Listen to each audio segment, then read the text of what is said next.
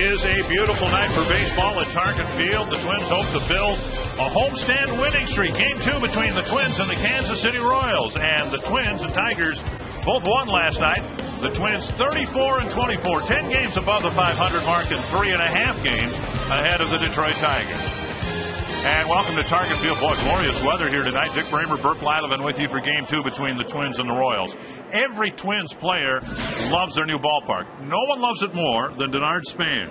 For some reason, Denard Span has had a tough time on the road, but not here at Target Field. 2 hits in last night's ball game. Span hitting .375 here at Target Field, and not so well on the road, but hopefully those numbers will improve.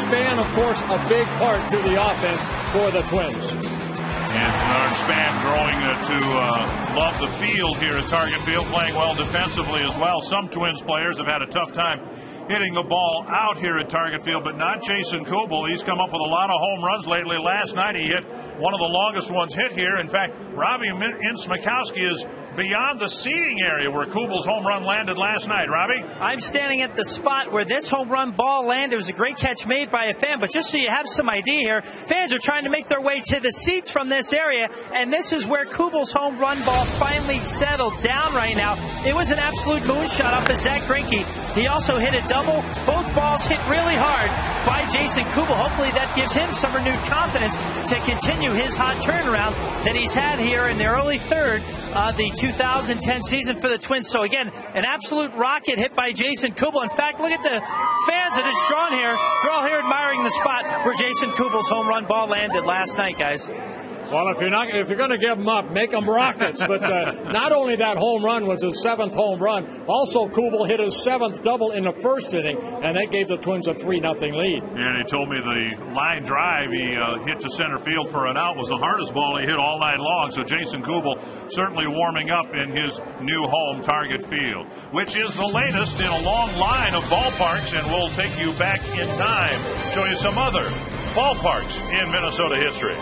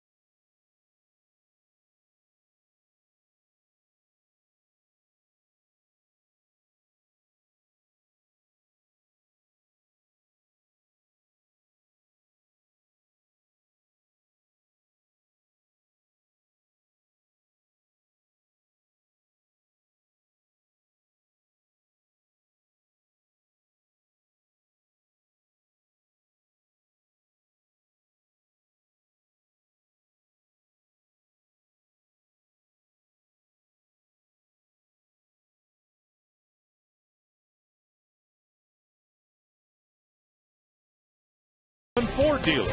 Visit your local Northland Ford dealer or go to northlandford.com.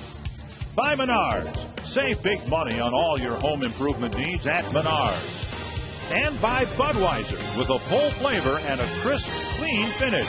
It's what we do.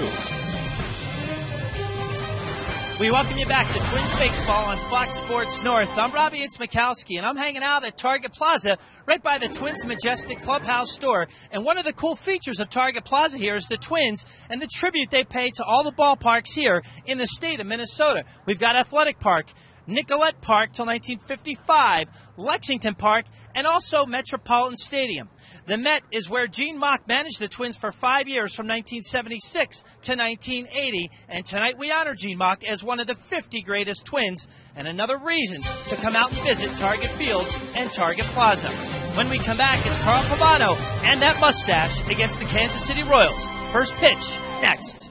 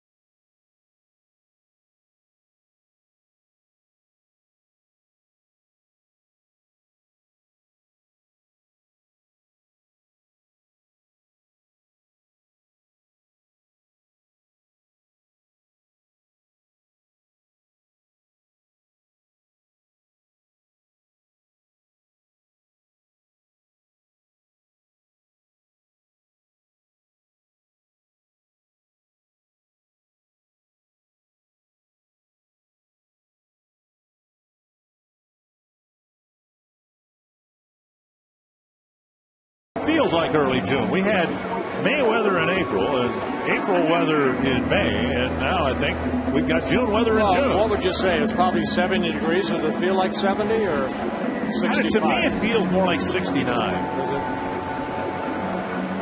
You know, you get the breeze in, and it feels more like 69 than 70. The Twins hope to have a very good homestand here, a homestand that will feature two series of interleague games. The Braves and Rockies will come into town after the Kansas City Royals, and this is typically, coincidentally or not, the time of the year when Ron Gardenhire's Twins really seem to kick it in gear. They've had a very good interleague record over the years, but so far just playing at home has been enough to give them a good record. Well, again, we always talk about that road record. If you can play 500 on the road and then win at home, good things will happen. Well, that's exactly what's happened so far. 15-15 on the road, and the Twins right now 19-10 here at Target Field. And Carl Pavano going to the mound, hoping to make it two in a row. Jason Kubel in the lineup as the designated hitter. Here's the Menards batting order for the Kansas City Royals. And Scott Pasednik will lead things off. Jason Kendall hitting second. David DeJesus hitting third. And all three of those are base stealing threats. Billy Butler, Jose Guillen, Alberto Callaspo. Great numbers against Carl Pavano. Bottom third of the Kansas City lineup. Second baseman Mike Aviles. Center fielder Mitch Meyer, and shortstop Yuniesky Betancourt. The Chiefs got a report on Carl Pavano making his 12th start of the year, and it's his third start this season against the Royals. Both of them coming back-to-back in the middle of April. One good one not so good. And what Pavano's been able to do is adjust during the ball game, and that way he can work deeper into ball games. Pavano's done a good job of working deep into the ball games. Northland Ford defense for the Minnesota Twins. Delman Young in left, Denard Span in center, Michael Kanier in right. Danny Valencia has held his own, certainly, at third base. Nick Punto at short, Matt Tolbert at second, Justin Morneau at first, and Joe Mauer back behind the plate. Tolbert in for Orlando Hudson at second base. Hudson put on the disabled list yesterday, and I asked Ron Gardenhire today how active he was going to be for the next few days, and he said they pretty much shut Hudson down. They want things to quiet down both for him and for J.J. Hardy, in the hopes that the rest will allow their assorted injuries to heal. Yeah, Hardy had the injection of cortisone in that left wrist area where that's bothering him, so hopefully a couple of days he'll be back out there, hopefully for that Atlanta series. And Ron Gardenhire would love to have his middle infielders back. Carl Pavano would love to jump back into the win column here. Had a disappointing start against the Mariners. A start where the Mariners stole 5 bases and 5 tries against him. So always important to keep the leadoff guy off the bases, especially this leadoff guy. Well, yeah, Pavano had one bad inning, the third inning, where they had the stolen bases and they scored 4 runs, and he ended up losing that ball game to the Mariners. 1-1. So stay away from the crooked number innings. Scott Pasednik, a guy like you mentioned, to keep off the bases, 17 stolen bases. Pasednik basically a singles type hitter.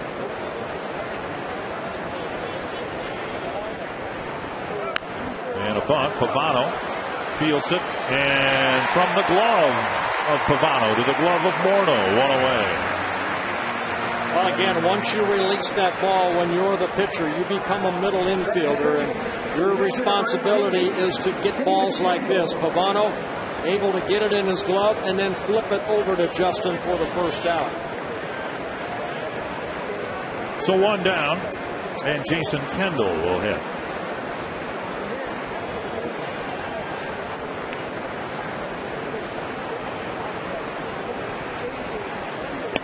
And a first pitch strike. Mentioned that the first 3 Kansas City batters are all base stealing threats, and I included Kendall in that, obviously. 10 stolen base attempts, 5 successful steals.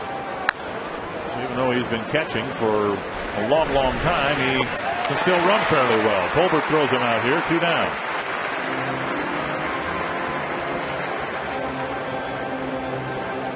Well, Pavano making his 11th career start against the Kansas City Royals. He comes in this ballgame 5 wins, 5 losses, but a 7.21 earned run average. So that means that some of these Kansas City Royals have had some good at-bats against Pavano.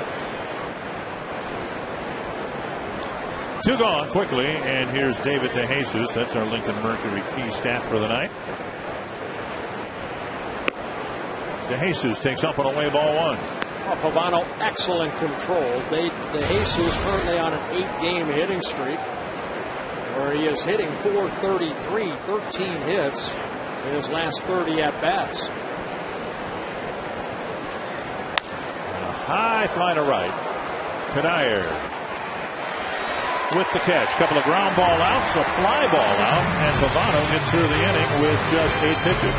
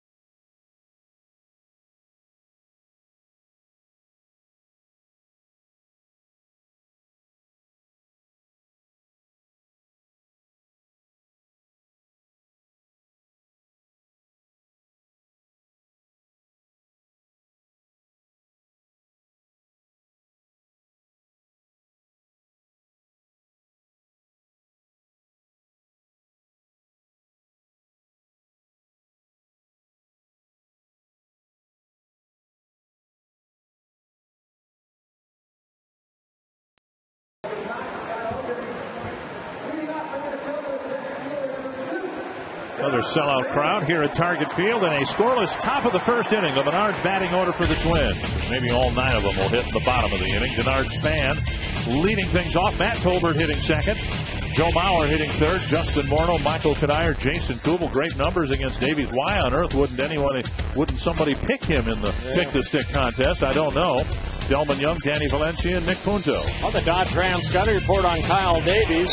He's going to have to face Jason Kubel here, but he's ready to make his first pitch. He's making his 12th start of the year. He's had an up-and-down career. He's came up with the Atlanta Braves back in 2004. It's kind of been up and down for Davies, and now getting an opportunity to work every 5th day for the Kansas City Royals. His 10th career start against the Twins. He's 4-5 in his career against the Twins organization. 1-1 to Span. And he takes low, 2-1. Span set the tone for the game last night with a leadoff single. And the Twins in the first inning last night scored 3 times, continuing what's been a very good pattern for them early in their home ball games. Slap foul, and it's 2-2. In their last 8 home games, the Twins have scored 16 first inning runs. Now there was a 7-run first inning, and there was a 4-run first inning, and 3 last night, but by and large at home they've been the team to score first, which should help your pitcher. Span spins it foul. Still 2-2. Boy, nasty pitch right there, down and in, and Span able to make contact and keep the bat alive. Davies will establish his fastball early. Very good changeup. Take a look at that last pitch. Good fastball down, and Span kind of golfed it foul. That's the changeup right there. And Davies will mix in a curveball and a slider, but mainly just that good fastball, good some movement on it, and then this changeup right there.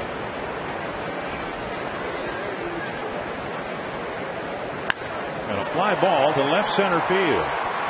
Posednik calling for it. Puts it away, 1 down. Northland Ford defense for the Royals. With Posednik in left, Meyer in center. Ian getting the start in right field with DeJesus, the designated hitter. Teospo, Betancourt, Aviles, and Butler around the infield. And as far as I know, Jason Kendall has caught every game for every team he's played for in the last 12 years. If you're a backup catcher and Jason Kendall is the regular catcher, you're not going to play much. Here's a drive to left center. And Meyer over right about where Posednik caught Span's fly ball. Tolbert has his ball caught, 2 down. Kendall actually has only missed 3 ball games this year behind the plate. The numbers on Kyle Davies making his 12th start. 60 2/3 innings. He's allowed 65 hits. 23 walks with 42 strikeouts. He's allowed 6 home runs. He's hit 1 batter.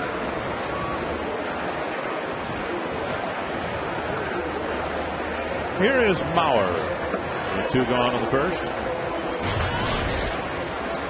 Mauer last night 1 for 3 with a walk.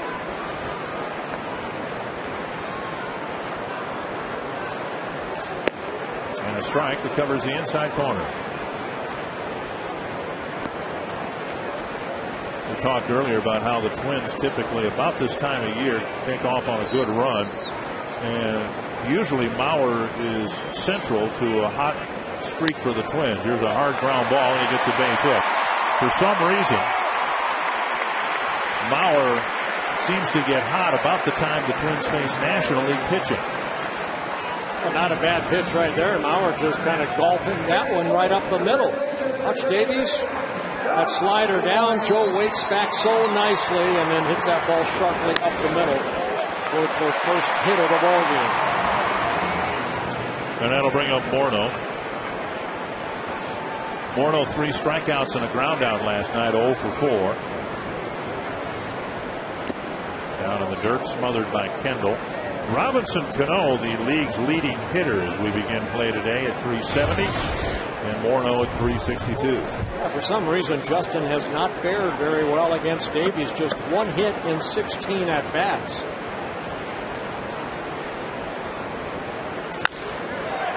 A hard one, Hopper playing in short right field as a could be why. So Morneau hit it pretty hard, but Avila is playing about 50 feet in front of the right fielder for the out.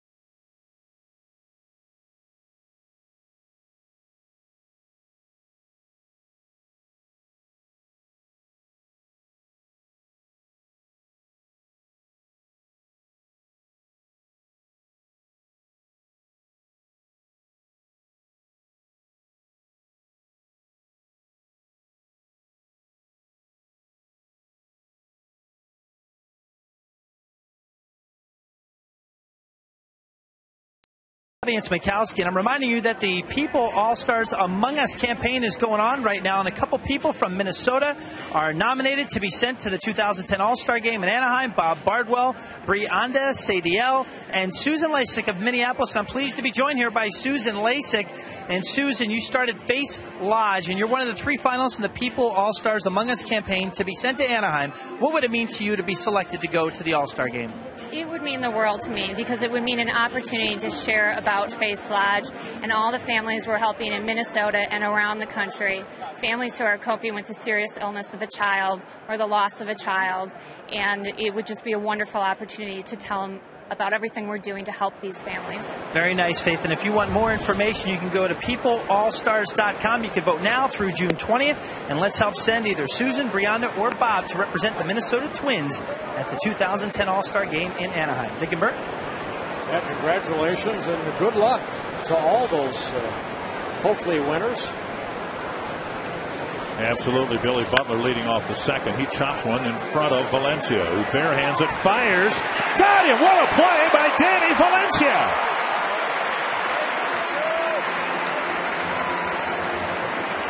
A fine play by the rookie third baseman, retiring Billy Butler. You know, sometimes these guys make these plays look so good and easy, but Valencia right there, taking a page out of Nick Punto, comes in right here and barehands it, the only chance he has, and on the run puts something on that ball to get Butler out at first base. Great defensive play. Here's Guillen. And there is ball 1. And again, I think what's so amazing is that the Twins have only 16 errors, but no errors by a third baseman yet this year. And they make great plays like that. And now a pop-up left side of the infield. Punto wants it. Playing a deep third base, and why wouldn't you with Butler at the plate? So he had to charge this ball a long ways. Right, that cat-like instincts. You got to come in and get that ball on that little hop right there, and then on the run, put something on it. So very nice defensive play. 2 down, and here's Alberto Callaspo.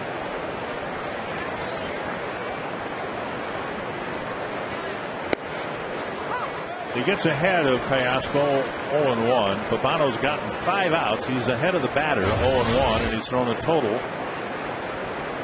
of what, 13 pitches? So far 12 pitches. That's poked foul, 0-2. Well, back here, back on April 18th, it was Callaspo that hit a 3-run home run off of Pavano in that loss to the Kansas City Royals. Callaspo, for some reason, good success against Pavano. 11 hits and 23 at-bats.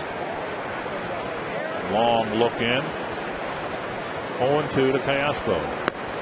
Just missed the inside corner, but spun him out of the batter's box. Yeah, that ball not missing by much, so sometimes these hitters, they have a tendency to lean a little bit. Cayaspo, left-handed hitter that's standing pretty much right on top of that plate. See if they go back inside again. This time Joe Mauer moves away. Foul tip into the dirt. Cayaspo still alive.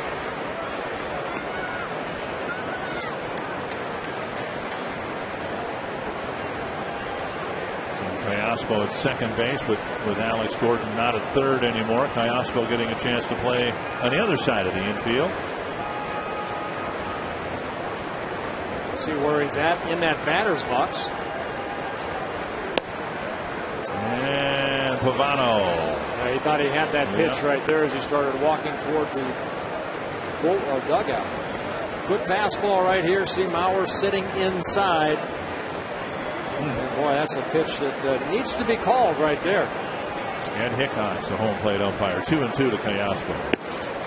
Missing further inside. It's 3-2.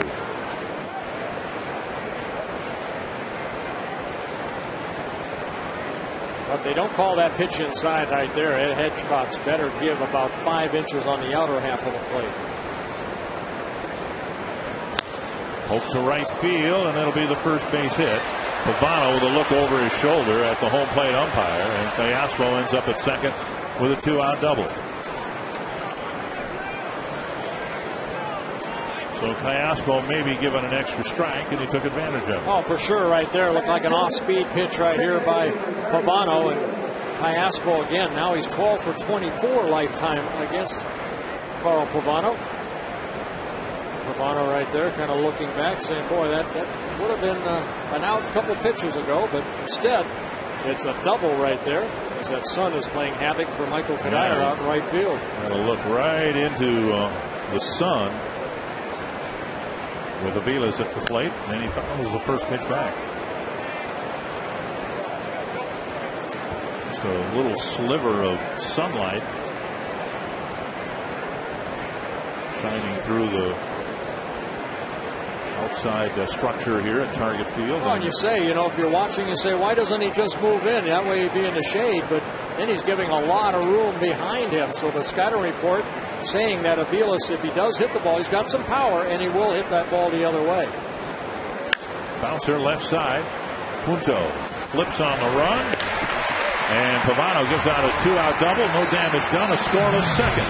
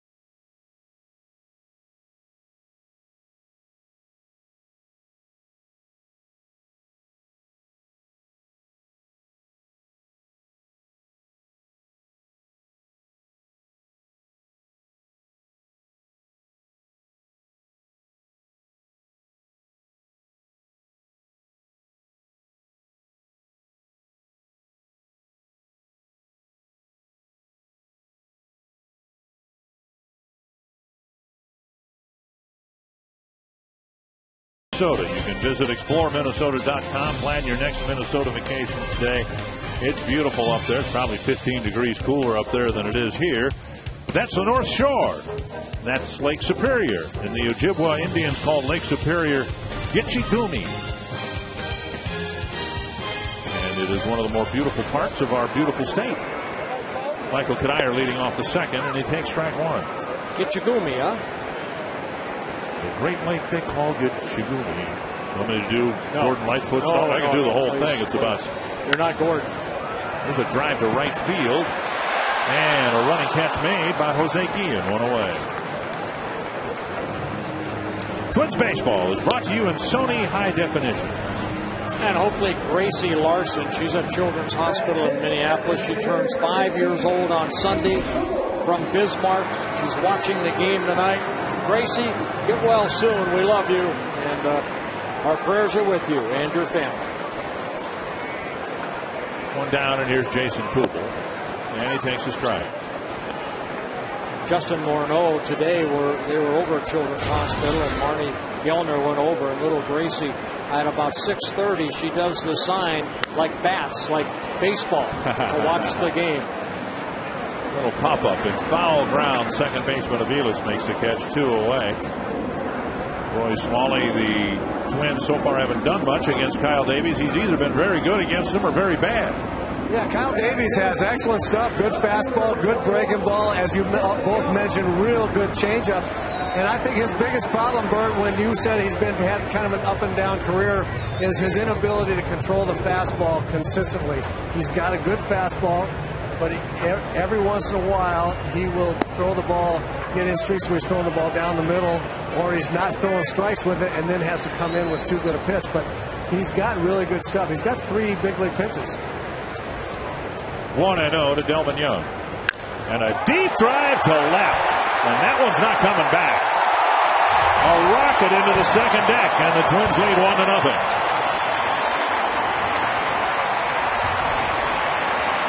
Well, that looked like the changeup right there, and Delvin did not miss it. Home run number 7 on the year for Delvin Young, and there's no doubt about this. This was a rocket, like you mentioned, Dick. A line drive home run in the second deck. Take a look at the pitch right here. Davies. Fastball right there. And Delvin, solid swing. He continues to swing a hot bat.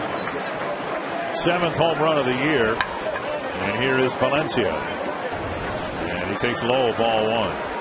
You see a fastball inside like that, and another sign of his development as a hitter. How many times in his first couple years, particularly early in the season, would we see him try to push that ball to the right side, and he opened up and pulled it. Aviles with the catch, and as a result, hit a long home run to the second deck, and the Twins, not in the first inning, but in the second, get the game's first run.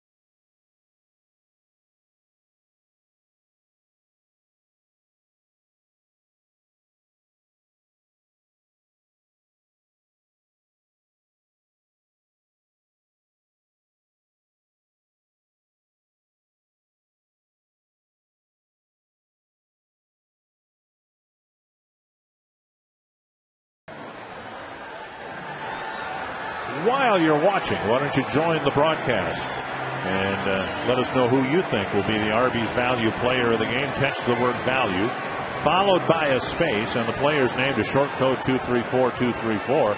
Going to get Delvin Young on the board here. He just cranked a long home run. Oh, he will be. Jesse Crain has 9% of the votes. Oh, that Crane family.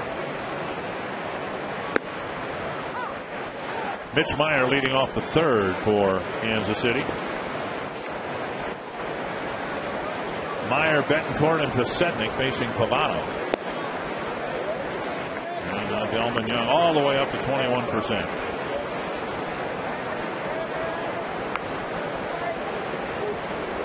See, just like that, he takes over. That's to center, and Denard Span slams on the brakes and then has to jump to make the catch one away.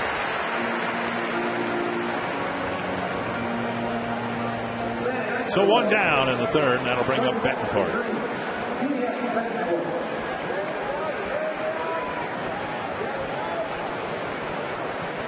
Betancourt doing just fine, hitting ninth for the Royals.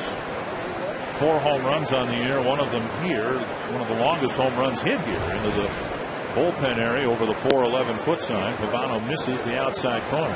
And it's kind of been the project for Kevin Seitzer, the hitting coach, to really find the talent that this young man has. And it's really starting to come out now, especially against the Twins. This year hitting .444 against the Twins, 12 hits and 27 at-bats. There's Kevin Seitzer right there talking to Jason Kendall. And over his career, a .343 hitter against the Twins. Rare that Pavano would fall behind a hitter 2-0, but that's the count. And now 3-0. Betancourt in his first full season with the Kansas City Royals, coming over from the Seattle Mariners last year. Pasetnik on deck. And a 4-pitch walk puts Betancourt aboard. And a rare walk for Pavano. Pasetnik will hit to the man aboard, and an offer for you to visit the online shop of the Minnesota Twins at twinsbaseball.com. Browse the largest selection of official gear, including the latest apparel, nostalgic memorabilia, authentic classics for the whole family. Get your gear from the official source, the twinsbaseball.com shop, except no substitutes. Pasetnik tried to bunt his way aboard in the first inning. Pavano with a good play to retire him at first. And a chopper foul. Yeah, curious to see. I mean, with Pavano on the mound after his last start with the 5 stolen bases against the Mariners, of course, you know, the advanced scouts, they watch that stuff. To see what Kansas City tries to do with a guy like Betancourt at first base. Betancourt not much of a base stealer, only one attempt and he was thrown out. Oh, foul, 2 strikes. You see, Joe Mauer's got a great arm, but, you know, like in the pregame, they were talking, Roy Smalley was talking about the amount of time that you need in case that runner does take off. And Pavano, not only is he a little bit slow, this is a big man, too. 6'5", about 250.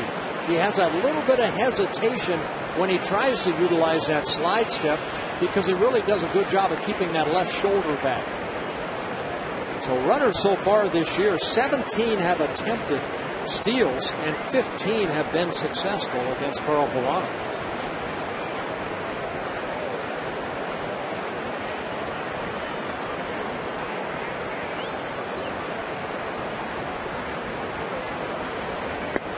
Down low. As a starting pitcher or a pitcher, what you want to do is your time toward home plate hopefully is about 1-1 to 1-3. And right there in Seattle, it was 1.8. And I don't care if you have a cannon for an arm, you'd have a tough time throwing out a potential base stealer. 1-2.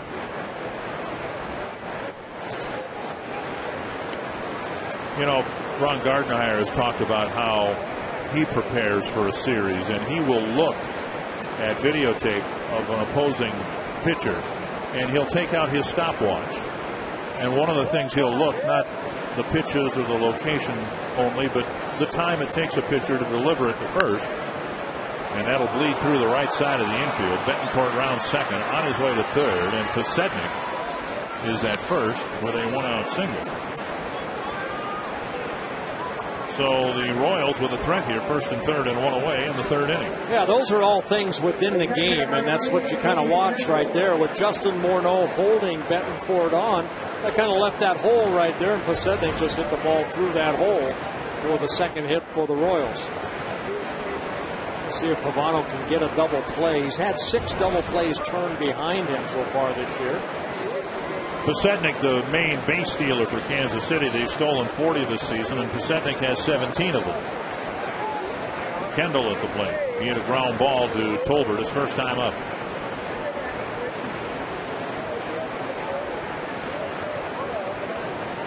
And those are little things right there that you can maybe, stop the running game. If Pasetnik took off right there, then you can fake to third. You don't have to throw to first as long as that right foot comes off the rubber if you're a pitcher.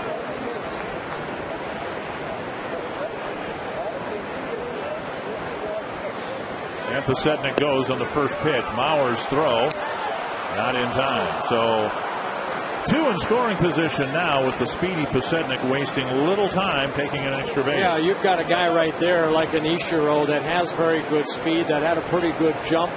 And right there, Pasetnik reading it very nicely, diving in head first for his 18th stolen base of the year. So the Royals running and staying out of that double play opportunity. Infield back, they'll concede a run on a ground ball. 1-0 to Kendall. Lifted to right, and Kadire drifts back. Both runners setting up the tag. And Kadire's throw comes all the way home on the fly. So both runners tag. A sacrifice fly by Kendall ties the game. Yeah, you always say, to hit the cutoff man right there, but with Pasetnik at second base, you might as well try to throw it all the way home, and that's what Kadire did, because Pasetnik's going to tag up and go to third. You hope that maybe Betancourt trips over his shoelaces on the way home and trips and falls, and then he'd be out at home. But a sacrifice fly for Kendall. He drives in his 17th run, and the game is tied. And if Pavano's muttering under his breath already, he's probably cursing the 4-pitch walk to the number 9 batter that allowed Betancourt to reach in the first place. Yeah, only his 12th walk, 11th walk. He has 1 intentional walk so far this year, so walks have not usually hurt Pavano at all. Up and into DeJesus, ball 1. And the stolen base right now hasn't figured into the scoring. It's Pavano's job to get DeJesus and leave Pasetnik at third.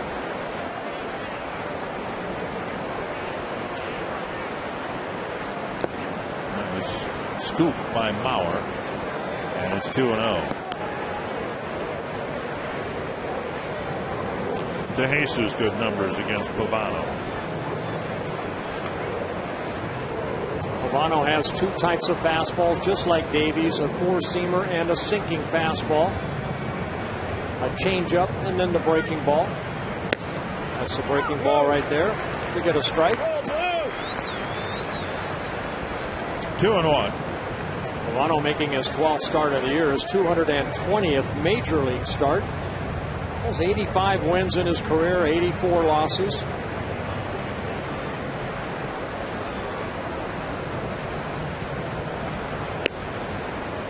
And he's been looking for the corners, and Ed Hickox hasn't been giving it to him. Thought he might have hit the corner on that pitch. 3-1 with Billy Butler on deck.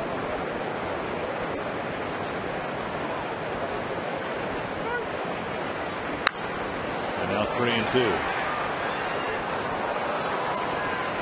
Pavano's been handed a decision in all of his prior starts. 5 wins, 6 losses in his 11 prior starts. And you got a team that's 10 games above 500. And Pavano a big part of the rotation.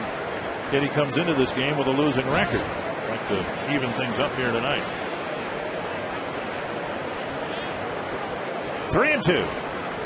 And another foul.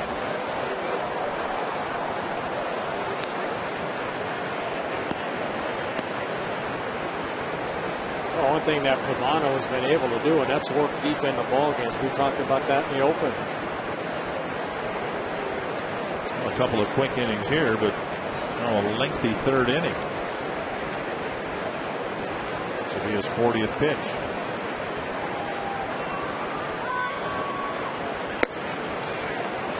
Second walk of the inning, and Pavano looks off in the distance.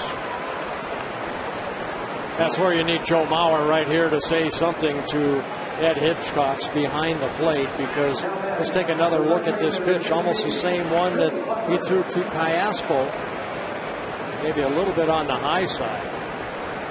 As a pitcher, if you start, doing too much out there, then that umpire might hold it against you. But the catcher has the opportunity to talk through his mask like, hey, come on, we need that pitch right there. DeJesus a threat to steal. 5 attempts, just a couple of successful steals, and here's Billy Butler at the plate. So far in the inning, just one hit, a sacrifice fly, but a pair of walks by Pavano. He had one start this year, and it was a loss against Baltimore where he walked 3. Usually no walks, 1 walk, 2 walks. That's a game's worth for Pavano. He came into the ball game averaging 1.4 walks, 3rd best in the American League as far as control. What Ron Gardenhire was suggesting, what Pavano just did there, you're probably not going to pick anybody off, but you can stifle the running game just by mixing it up. We've seen the fake throw to third and the look over to first. We've seen Pavano right there step off, some throws to first. Just to break the rhythm. You don't want to fall into a pattern or you become really susceptible to the stolen base. Well, but the most important thing, you don't want to worry so much about that guy with 2 outs, because then you maybe throw this guy a cookie because you're worried more about that base runner stealing second. Make good quality pitches to this guy right here with 2 outs and get the guy at the plate out. Allowed a single to left, and the Royals will take the lead. DeJesus will hold at second. See, fell behind an account, came in with a pitch, and Billy Butler jumped all over it for an RBI single. That gives the Royals a 2-1 lead, and for Butler, his 31st RBI of the year. So that fastball pretty much right there. Butler, a good hitter, hits his ball sharply to left field. A quick trip to the mound by Rick Anderson, with the Royals taking advantage of the 2 walks with a couple of hits and so far a couple of runs.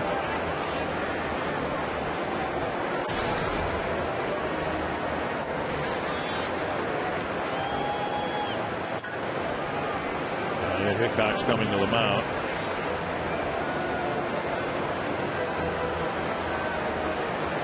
Let's see if Rick Anderson maybe says something to the home plate umpire right here. No. So Pavano now couldn't be a pitching coach. I would have been thrown out right there. Well, you got through the WBC. There were no international incidents or anything. Almost was. Almost was. After all those years of having pitching coaches come out to the mound and offering sage words of advice, what did you tell the pitchers in the WBC when you went to the mound? Attack, keep attacking, and they did a great job of that. Here's Guillen, a dangerous man with men on base, and he takes strike 1.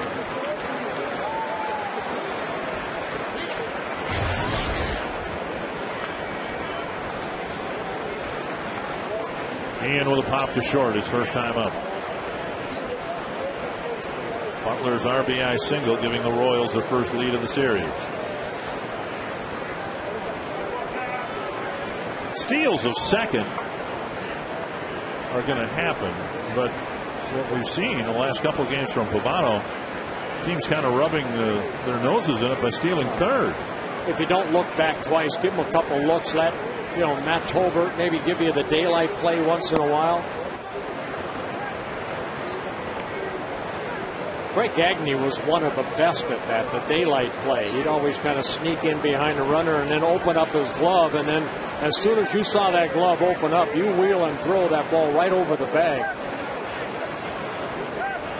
And with a pull hitter like Guillen at the plate, it'd be the second baseman who would be in charge of holding the runner. And Guillen chops it at the plate, 1-2.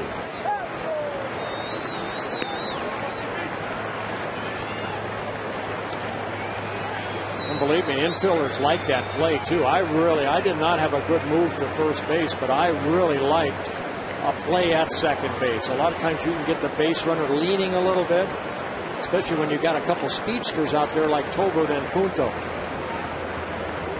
Pavano's thrown about twice as many pitches here in the third than he did in the first 2 innings. Yeah, 20 pitches in the first 2. So far 25 here in the third. And Guillen, a breaking pitch, gets a piece of it.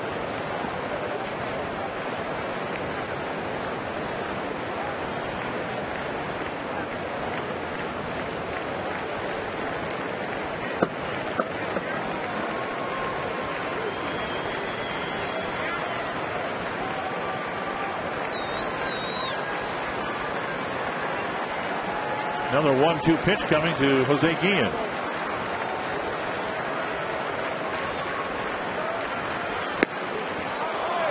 And another look off into the distance. Pavano thought he came close to getting that pitch called.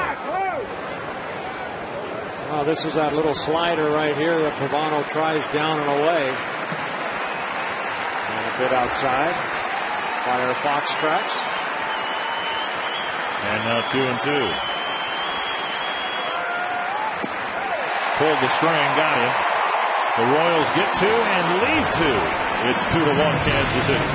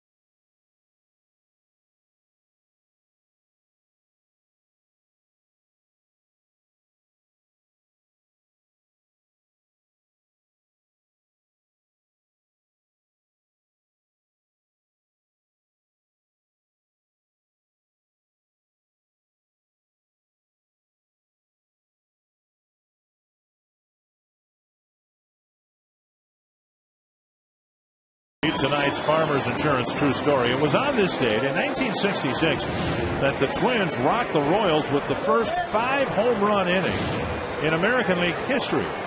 Rich Rollins, Zoilo Versalles, Tony Oliva, Don Mincher, and Harmon Killebrew connected all in the 7th inning.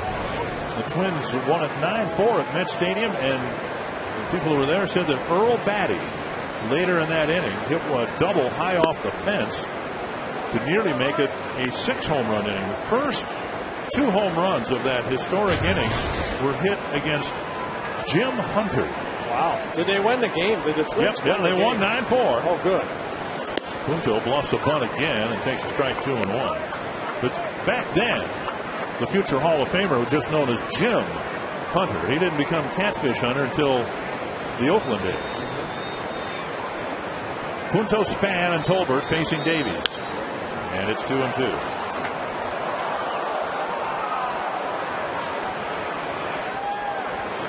Well, Davies came into this ballgame 23 walks in 61 innings pitched, but over his last 5 starts, only 6 walks. Prior to that, his first 6 starts, he had walked 17.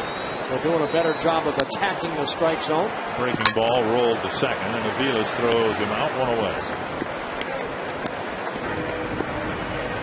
Everybody learning about the new ballpark, and Denard Span apparently has figured it out. Real comfortable. I'm not sure. A lot of people are talking about the background and all that.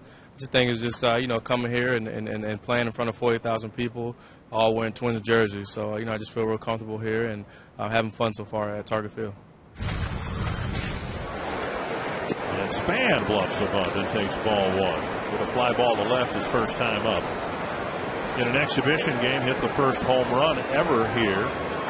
Tripled in his first at bat here, so maybe we should have figured out early on that he was going to enjoy hitting here. Well, you know what's so nice about this Target Field is what Bernard Span talked about. 39,000, 40,000 people night after night. This is almost like, an arena now compared to what the Metrodome was. Not saying that the fans didn't come into play as much there. They did, and of course, in 87 and 91. But here it's like a packed house night after night. It's almost like you're in New York, because that's what New York players feed off. They feed off of the fans. And Span draws a 4-pitch walk. Hey, Roy Smalley, Bernard Span, you feel comfortable at home. Well, I think everybody feels comfortable at home, and you've hit on it, guys. You play in front of 38, 39,000 people every night, all of them very, very avid and rabid fans in your corner, and you just are going to be more comfortable. I think there's another reason for an early discrepancy between home and road for Denard, and it's hard to be a leadoff man. I believe it's hard to be a leadoff hitter on the road. You kind of walk up there cold. Everybody's against you. It's the opposite of what we're just talking about. Everybody's against you. They're pulling for their guys. They're pulling for their pitcher. You come out of the dugout. You haven't played 3 outs in the field yet. You just walk up there and see a 96-mile-an-hour fastball, and you're supposed to be the igniter. It's not that easy. Whereas here, you play center field. You get into the rhythm of the game. You get 3 outs, and you come in. Now you're ready to hit. You walk up there and hit. You're loose and warmed up, and everybody's on your side. So I think, especially as a leadoff hitter, I think it's got to be easier, even though it's easier for all of us to hit at home than on the road. I think it's got to be even more so for a leadoff hitter. One strike to Tolbert. It's a very good point. Someone that played every day like Roy Smalley, you feel that sometimes. Not much slice on that ball, and it almost landed in fair territory with Tolbert popping it up. 2 strikes. Roy, how much leading off did you do? I remember you hitting second and third a lot, but did you do much leading off? I really didn't lead off. I was all right hitting, second, because I walked a lot, and my on-base percentage was high, but they wanted somebody just a little bit more fleet of foot in that leadoff role than I was. But I was talking to Joe Vavra before the game about Denard a little bit, and he said, that road average as compared to here got messed up just in the one last road trip, particularly. He really, really had a tough struggle on the road. And Joe was saying that he didn't really hit the ball that badly starting out. He hit some line drives at people, and then all of a sudden he started grinding a little bit, trying to do something a little differently. His crouch got a little lower, and he's trying to get hits rather than just hit the ball hard. And that's the funny thing about this stupid game, is that you can get yourself in slumps even when you're not in a slump. You can outthink and out-mechanics yourself into a slump by doing something different, even though you're hitting the ball well. Yeah, 2 for 30 on that last road trip. That'll put those numbers, bring them down a lot. Tolbert checks his swing. Strike 3. And no complaint from Tolbert. He heads to the dugout, out number 2. Gary Cedarstrom, the crew chief here at third base here tonight. He was behind the plate last night. Did Tolbert go too far?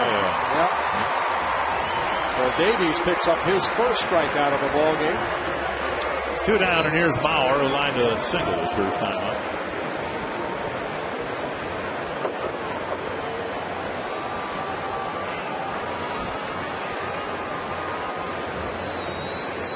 Span at first, 13 out of 14 in steals, but he'll stay put as Mauer takes ball 1. Yeah, Davies pretty quick home with that slide step right there. Lyle Davies, 26 years old, in his 4th season with the Royals. First came up with the Braves back in 2005. And a strike, 1-1.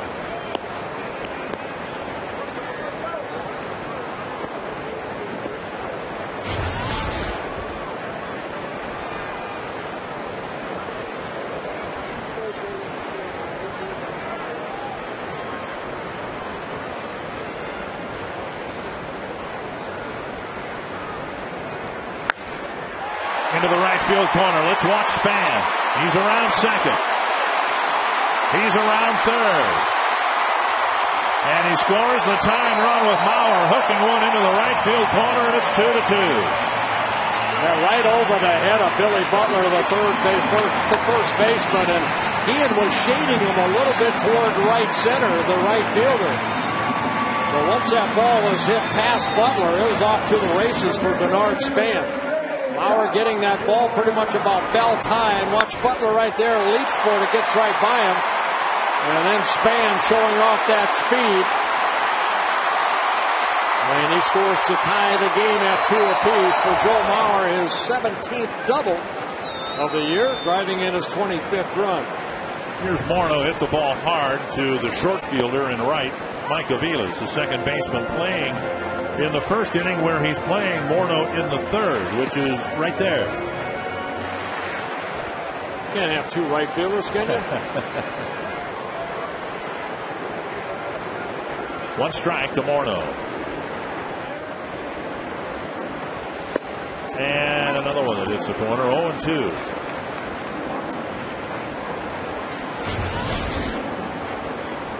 Morneau just 1 for 17 now against Kyle Davies. Go-ahead runner is at second base.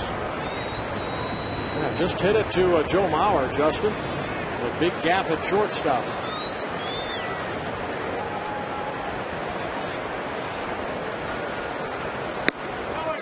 1-2. Justin said he's feeling better. Lost about 6-7 pounds as he was dealing with the flu bug in the Bay Area. Said his legs started to feel more normal about the 6th or 7th inning last night.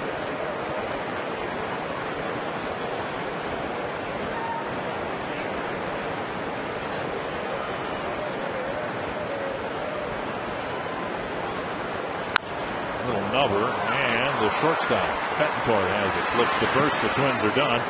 But as the Royals took advantage of a couple of walks from Carl Pavano, the Twins take advantage of a walk by Davies.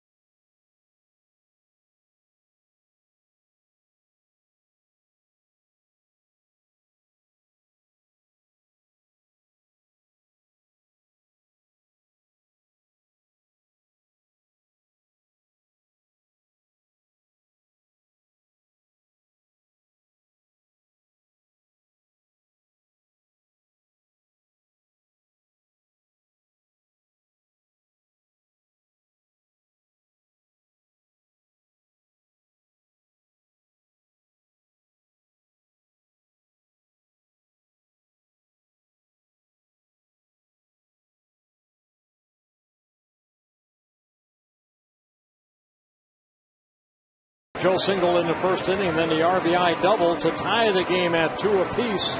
Delman Young with a solo home run, his 7th of the year, that coming in the second inning. And that third inning for Carl Pavano. Hopefully the fourth will be better than the third. We're very happy to have Becky Crane and Natalie Punto here, wives of Twins players, to talk about a special initiative that the Twins Wives Organization has gotten behind. First we'll identify Alberto Callaspo, the hitter, facing Carl Pavano. First pitch fouled back. Ladies, you've got a special offer for Twins fans to bid on some items at twinsbaseball.com. Tell us a little bit about the different, 18 different packages that you have, right? That's right. We do. It's our clubhouse clean out, and right now, basically, we have 6 autographed items from different players that we've grouped together, and you can go ahead and bid on it. online at minnesotatwins.com. Through the 18th. You can see some more of the information there, bit at twinsbaseball.com. Use of Jim Thome suite is one of the packages? Yeah. Wow. And he's autographed all the tickets. There's 16 tickets that come with it, and he has autographed every one of those tickets. So it's really good. And 2 parking spots. Yep. And as a point of identification, my apologies. Natalie is the closest one to me. Yes. And Becky is closer to Bert. Not sure, I think you drew the short straw, actually. Sitting closer to me. Well, I have to sit next to my the person that used to wear 28. You know. That's true. So I thought it was fitting. So that's right. I chose this seat. And he does a good job with that number. Thank you. Mike Avila's the hitter, and he pops it up to the second baseman, Tolbert. Well, all the money raised with Tolbert squeezing it will go to the Twins Community Fund and other charities selected by the organization. This is one of many different projects that you wives have put together to try to raise money for charity, right? Correct. Yes. You girls take a lot of pride in doing this. I know you do. Oh, yeah. I mean, every year we get together in spring training and we set goals. And every year our goal is, all right, we raised $60,000 last year. Let's, let's do 80. Let's, what can we do? And not only with raising money, we also like to get out and try to give back to the communities and get out there and see what we can do by just visiting and volunteering time. And I know you have projects pretty much year-round in spring training. There are fundraising opportunities that the wives get behind to try to raise money for the Twins Community Fund as well. Right. Yep. We started selling the T-shirts. Right. So. I think my family bought before. Well, we appreciate that. It goes to a great cause, all local charities. So right. It's good. Well, again, for fans who are interested, there are 18 different packages that are available. There's a drive to left, and that'll die in front of Delvin Young, which is actually good. As long as Meyer doesn't score, it'll give us a little more time to talk about this. What are some of the other packages other than Jim Thome's suite that you've put together here for this event? Well, just for an example, the option bid has Scott Baker, an autographed baseball, Brian Dunsing baseball, Orlando Hudson baseball bat, Joe Nathan leather glove, and Carl Pavano inaugural season TC hat, and then a Nick Punto World Baseball Classic team T-shirt. Where'd we get that? Woohoo! Go Team Italy. Yes. Go Nick. I got a little inside. There's a grounder up the middle. Punto backhands it, and safe at second. Throw to first, safe there. So the inning continues with Meyer beating the flip at second base. And then Betancourt beating the relay. Yeah, a little miscommunication right there. I think by Tolbert right there. He actually had the play to go to first, and for some reason he kind of expecting Nick Punto to be there. But on that play right there with the runner, you have to throw to first right there, kind of leading Nick Punto. And then Nick trying to get the runner at first base in Betancourt. So he should just throw to first right there. So that'll get Pasetnik to the plate with 2 men on and 2 men out. Pasetnik singled, stole a base, scored the second Kansas City run in the third inning. Bouncer to the second. Okay, now throw to first. There you go. All right. Ladies, thank you very much. Good luck again. The deadline for this is Friday, June 18th at 10 o'clock. Bid at twinsbaseball.com. Thank you, ladies.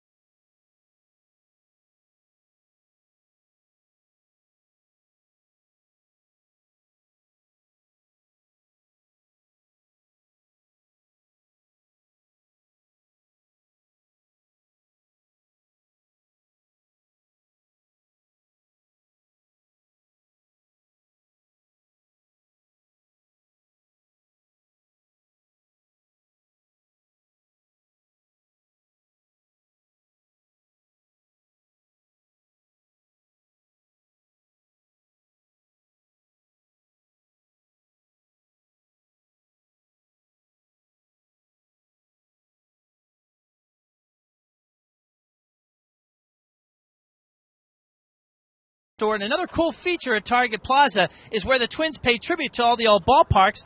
Like Metropolitan Stadium, Gene Mauch managed the Twins at the old Met for 5 years from 1976 to 1980. And tonight we honor Gene Mauch as one of the 50 greatest Twins. Another cool place out here. Guys?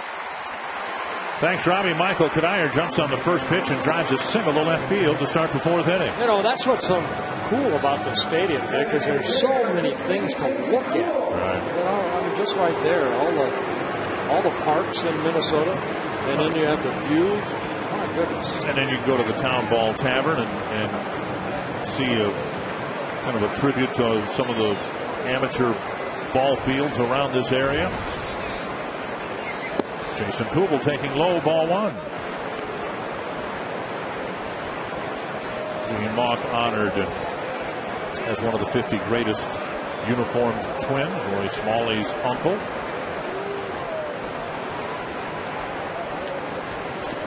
Another nice block by Kendall, and it's 2-0 to Kubel. Well, I know Ron Gardenhire, Tom Kelly, some of my first managers, Bill Rigney.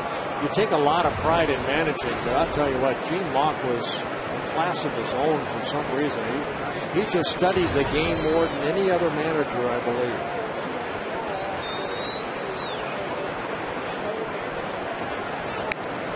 And Kubel, on an off-speed pitch, fouls it back. 2-1. Hey, Roy Smalley, your uncle, you know how much pride he took in a game of baseball. Oh, he sure did, Bert. He was amazing. I heard a really neat thing the other day.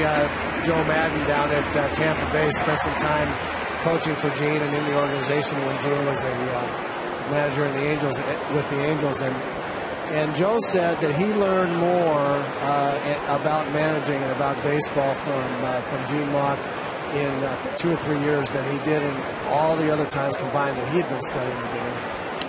Gene was innovator. There's the stuff that goes on inside the game and behind the scenes and during the game.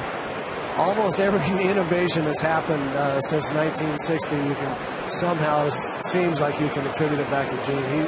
It's all he cared about. He had a brilliant mind, and all he really cared about was applying that to baseball.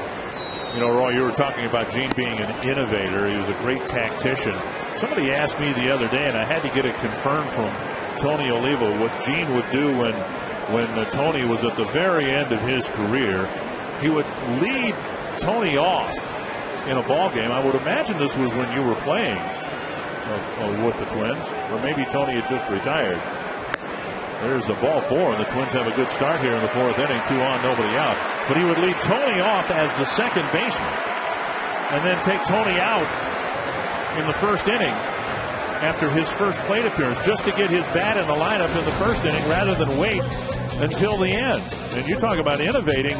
Here was Tony, one of the great hitters of his time, but he used a hitter as a pinch hitter in the first inning, in essence. Yeah, that was when Tony had his real bad knee, had messed up his knee, and he really couldn't run much anymore, but he could still hit, and boy, could he hit. And Gene didn't know if he would ever get a chance to use Tony in a game, right?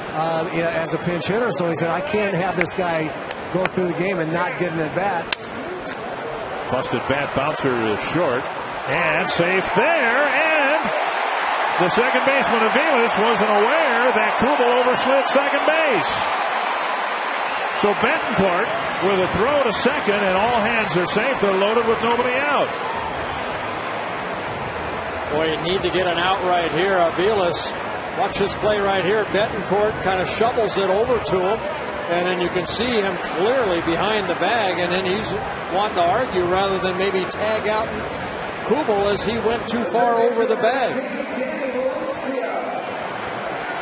So Aviles with a misplay at second. He'll be charged with an error on that play. E4.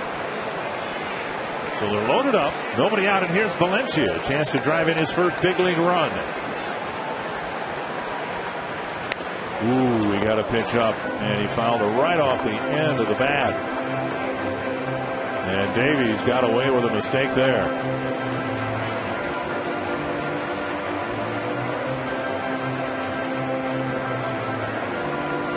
So the Royals did not take advantage of the break they got on the top of this inning at second base, and the Twins trying to take advantage on the bottom of the inning.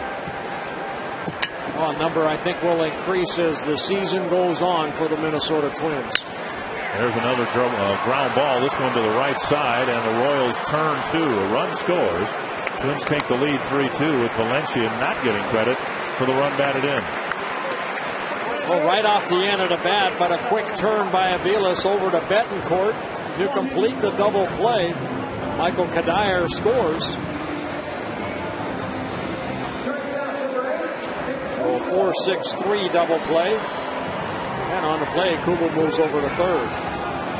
Well, Pavano will have at least a 1-run lead to work with in the 5th inning. Here's Punto, who threatened to bunt a couple times his first time up and ended up bouncing out to the second baseman. White Sox have put a big crooked number on the board against the Tigers. They lead Detroit 8-1 in the 5th inning.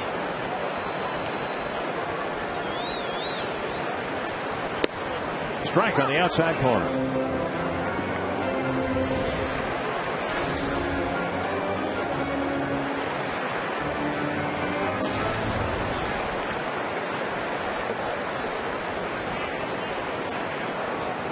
One strike to Punto. That's to right, and it's hanging up in the air for Guillen, who ends the inning. Twins with the threat of a big inning. They'll settle for the 1 run and take the lead. Today's game is brought to you by Budweiser, official beer of the Thirst Inning. Let's check out the crowd through the Thirst Inning.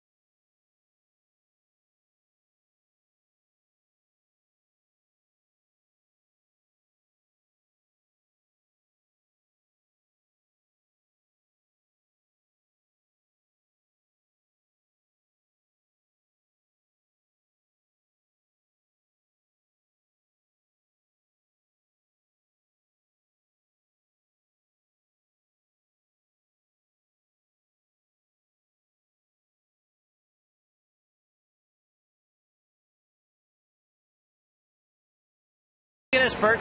3 generations of Minnesota Twins fans. Everybody give a big wave. Say hello.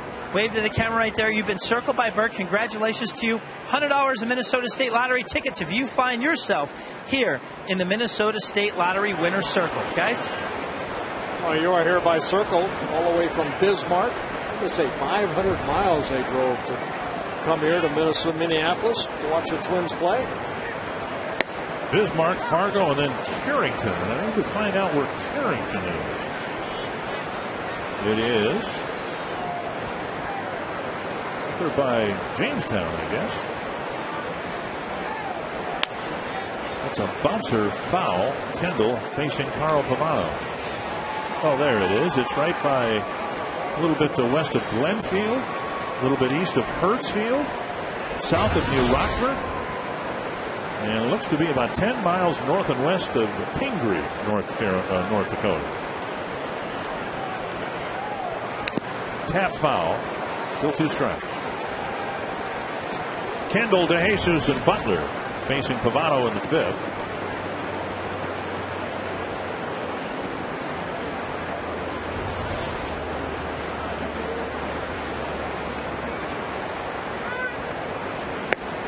Off the plate, 1-2.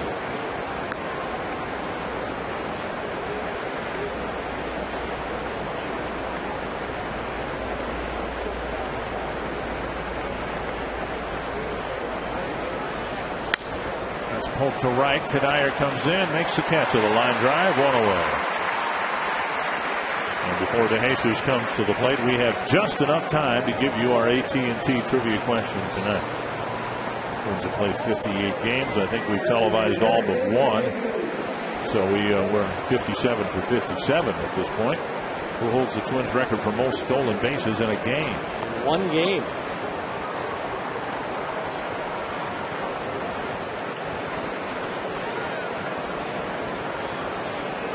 I'll go with Chuck Knobloch. How about Cesar Tovar? Came out of the past. Rod Carew was a base stealer. One strike to DeJesus. Walked his last time up. Hit a fly ball to right in the first. 1-1. I guess if you look back, Bert, over the first 50 years of Twins baseball, Twins have probably relied or used the stolen base less than most teams. And that's probably because of the power they've had in their lineup, especially in the 60s and into the early 70s. Pavano finally got a corner call. Fox Tracks brought to you by the Minnesota Department of Public Safety. Buckle up and get home safely.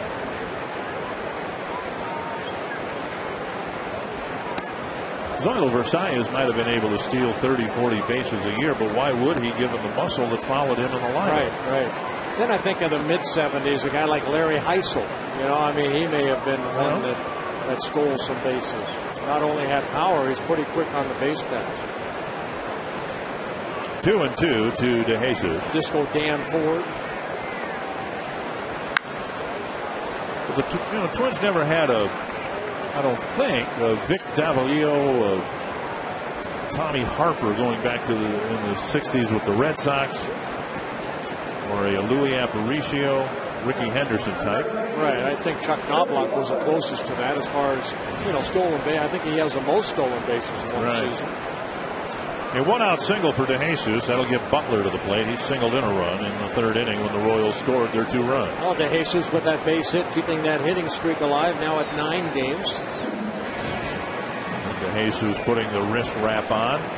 Again, a threat to steal. A couple of successful steals in 5 tries. Outside a ball.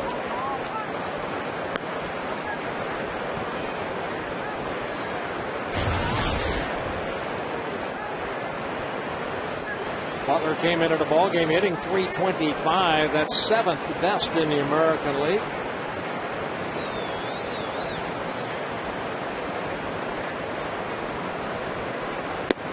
There's the outside corner, 1-1. As we said last night, Butler the probable choice, if there is only one, for the Royals. He's sent to the All-Star game this year.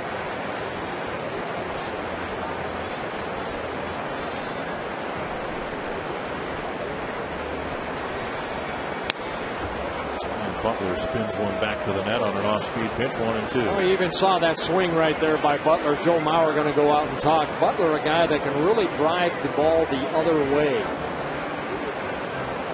He's a gap-type hitter. He does have power. Comes into this ballgame with 5 home runs, but 16 doubles. Last year hit 51 doubles, second most in the American League.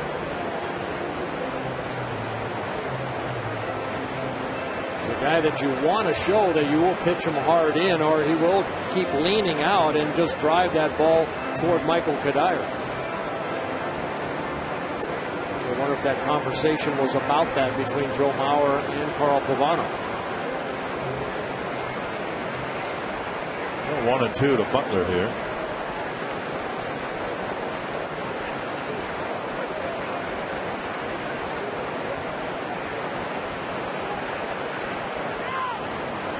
Bouncer to third. Valencia to second. Tolbert to first, a double play. So the Twins get 2. You talk about good trip to the mound by the pitching coach. That's a pretty good trip to the mound by the catcher.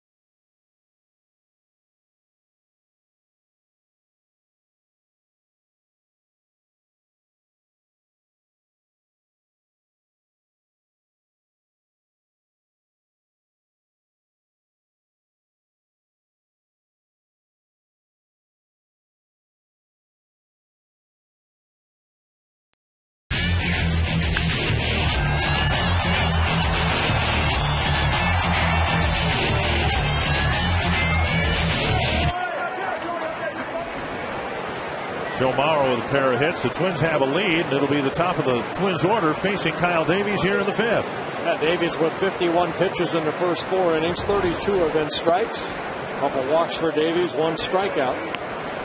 He walked Span in the 3rd inning with 1 out and paid the price when Mauer doubled him in with 2 outs. 1-0. Little pop-up. And it's the shortstop Betancourt. 1 away. A bat exploding in the hands of Denard Span. And that'll bring up Tolbert.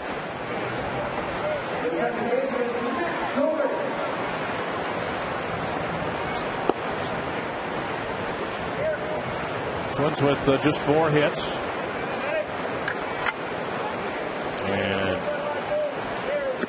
the first 4 hits, or 3 hits I should say, came with 2 outs in an inning.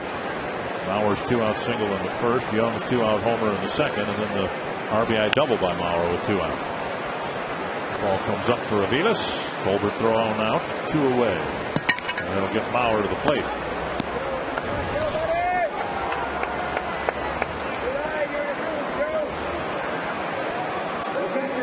A first inning single for Mauer and a 3rd inning double.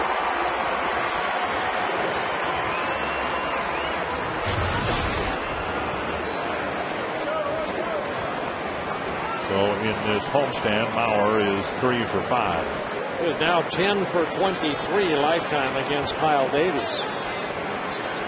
Outside, ball 1.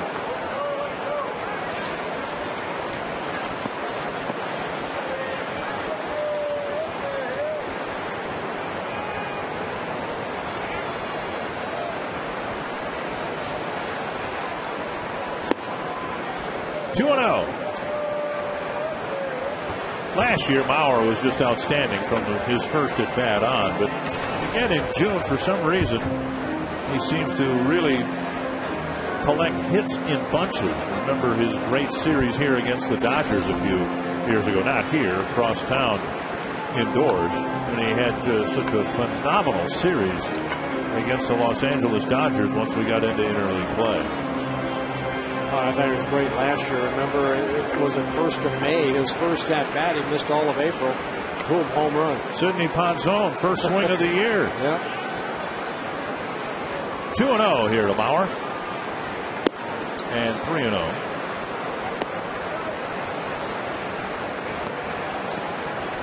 Morneau on deck. And at this point, Davies might be quite content to walk Mauer and pitch to Morneau. And he walks him on 4 pitches. A man aboard for Morneau, who is 0 for 2 and 1 for 18 against Kyle Davies. But given the turn in balloting, it sure looks like Justin Morneau is going to be the fans' choice at first base at the All-Star game. Well, again, the fans, the baseball fans, they follow the game. They know. And even though Mark Teixeira had an early lead, now the fans showing that Justin Morneau, you can go to twinsbaseball.com and vote, but I think at the end it'll be Miguel Cabrera should be passing up Mark Teixeira. Swing and a foul, 1 strike. Cabrera's having a great season for the Detroit Tigers.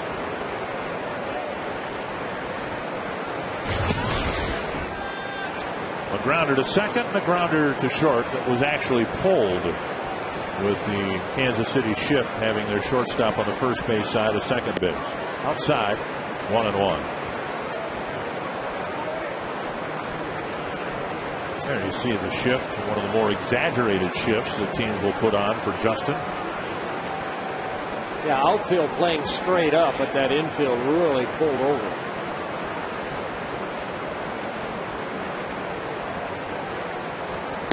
It's for lack of a better term, an Ortiz type shift. A lot of teams would play David Ortiz this way. Well, Betancourt has to play pretty close to second, only because Joe Mauer, if he plays back a little bit, of course Joe Mauer might be able to steal second. Well, they're not holding him on at first. And all the pitches away, it's 3-1.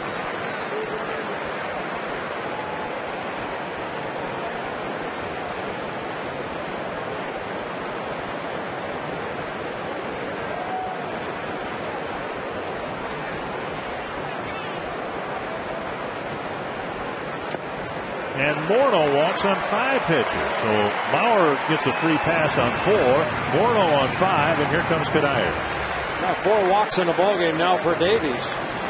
Now, they say of Davies that he's been a little better this year because he's cut down the number of walks that we've seen in recent years, but not tonight. He walked Span and paid the price in the 3rd inning, and the walk of Kubel helped the Twins score a run on the 4th. Bob McClure, the pitching coach, out to talk to not only Davies but the infield.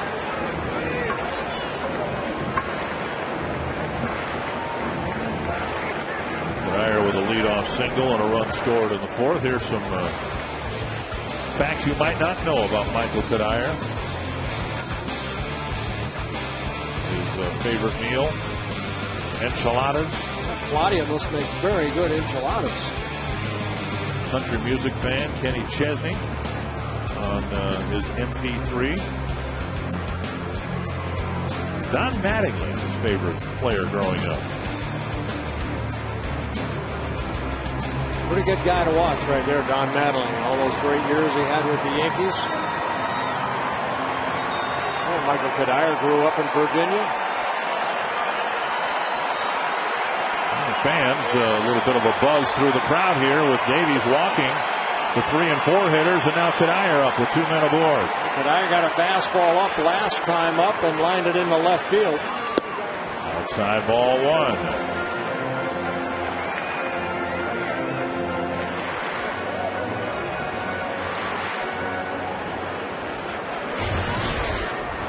Twins doing most of their damage last night against Zach Greinke with 2 outs. Kadire hoping to do some damage here with 2 outs. And a pop-up that'll reach the seats, 1-1. Young's home run tonight coming with 2 outs. Maurer's RBI double in the 3rd with 2 outs.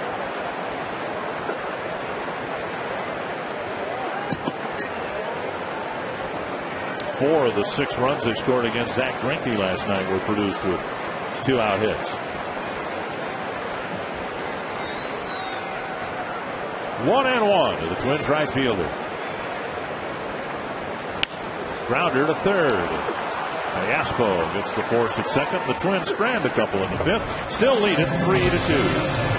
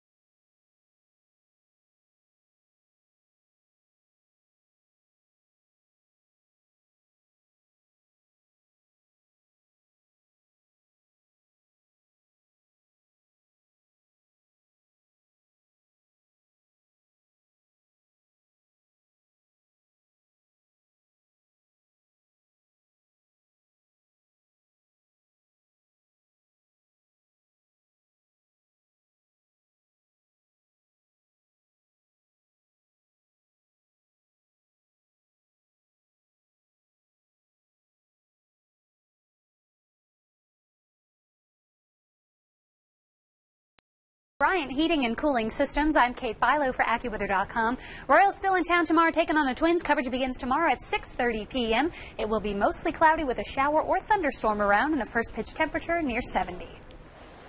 Well, there you go. You are hereby circled, young man. And the Twins hold on to this 3-2 lead. Carl Pavano working his 6th inning of work. For Pavano, he's thrown 73 pitches, 45 have been strikes. And again, Pavano, one of those starters for the Twins, have been able to work deep into the ball game. Here's Guillen. Starting the 6th and to left center field. That ball is down for a hit. Guillen drops a single to left on the first pitch of the 6th inning. Guillen picking up his first hit of the ball game for the Royals, their 6th of the ball game. Going with that fastball inside. Guillen open up quickly. And hitting that gap in left center. Span getting it back in quickly. Callaspo 1 for 2. He doubled with 2 outs in the 2nd inning.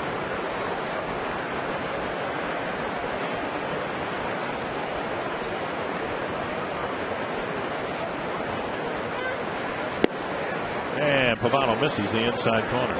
And we'd like to congratulate Francisco Liriano and his wife Joanna on birth of their 2nd son yesterday. Francis Javier Liriano, born yesterday, 8 pounds 1 ounce, 21.5 inches. That's their 2nd son. So not Francisco, but Francis. Francis, yes. And little brother Kevin now has a little playmate. 2-0. Pavano clinging to a 1-run lead.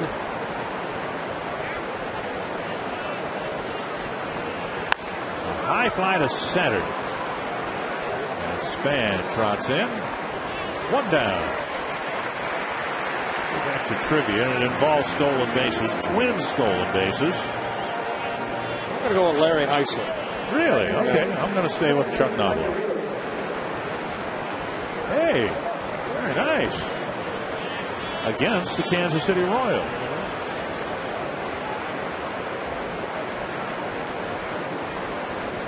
What page was that on, Mike? There's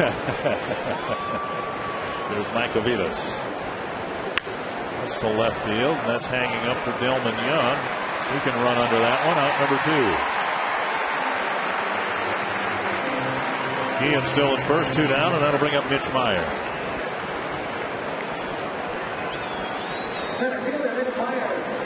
What you like late in a ball game is 1 pitch outs, and that's what Pavano was able to get off the bat of Aviles right there.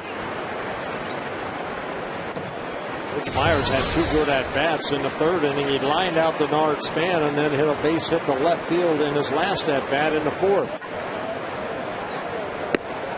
Pavano misses inside a ball. 79 pitches for Pavano.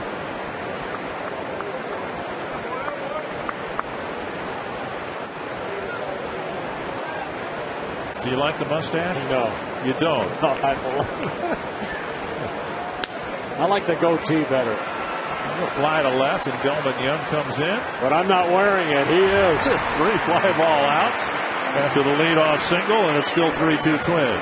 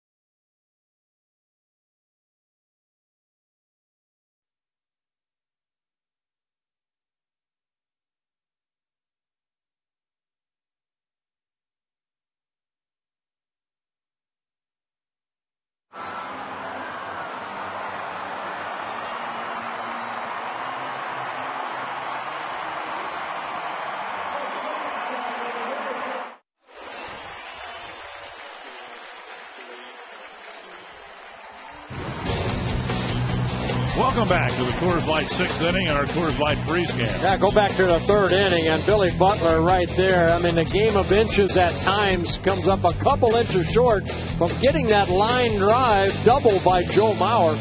Bernard Span scored in the 3rd inning to make it a 2-2 ball game. Twins added a run in the 4th. Cross-brewed Coors Light freeze game. Jason Kubel with a 1-1 count. You can ask a question online at carsoup.com/baseball. Neil Robinson, Worthington, Minnesota, wondering what are Jason Kubel's stats when he is DHing as opposed to when he's playing out on the field. And he has said he prefers to play in the field. And he rifles a shot to right center field as a designated hitter. He's got an extra base hit, I think. Just in there with a double. Good job by Mitch Meyer getting that ball in quickly, but Kubel going feet first right into the bag and able to beat the quick tag put on by Betancourt right there. Got a pitch to his liking and lines it into right center. Mitch Meyer cutting it off, spins, and makes a very good throw. And you can see the feet first slide before Betancourt could tag that knee. Well, very close play right there, but Kubel getting his 8th double of the year. And Delman Young drives it to right, and that'll be caught by Guillen. And Kubel retreats, 1 away. So Young hits it to the right side. But it elevates it. Guillen makes the catch, and Kubel still stuck at second base. Now another opportunity for Valencia to get his first major league run batted in. He came up in the 4th inning with the bases loaded and nobody out. He bounced into a double play. The go-ahead run scored, but of course no run batted in credited to Valencia.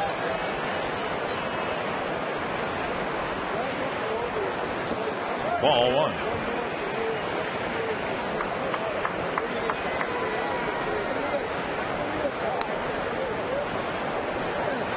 Valencia down in AAA Rochester before getting called up. Hit .292. No home runs, 15 doubles. He drove in 24 runs in 47 ball games. 6 hits, 20 at bats so far for Valencia.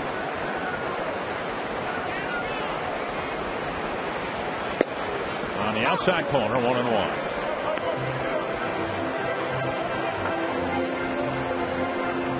Davies working the outer half. You see Kendall right there going down on one knee and framing that fastball.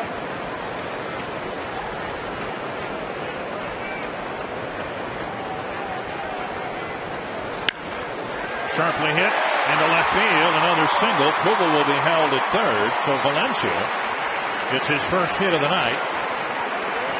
And he advances Kubel to third base. Yeah, good at bat right here for Valencia because it looked like a changeup, but he still kept those hands back, able to get the barrel of the bat out.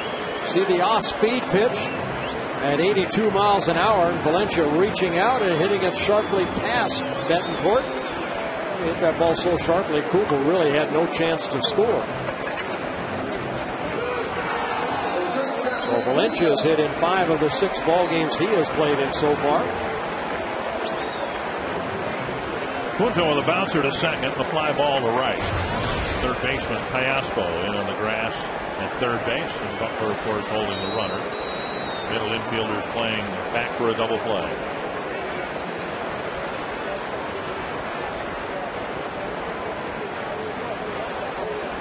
Strike on the outside corner.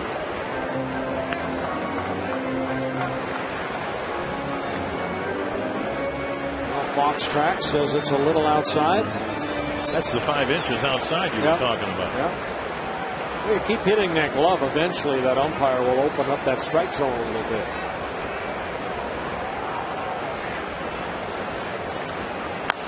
And a roller to second. How many can they get? They get 1. Punto with a head first slide is safe.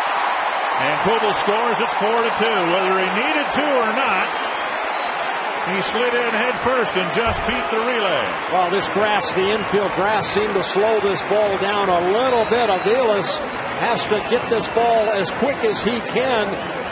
Backhand throw, and then the throw low.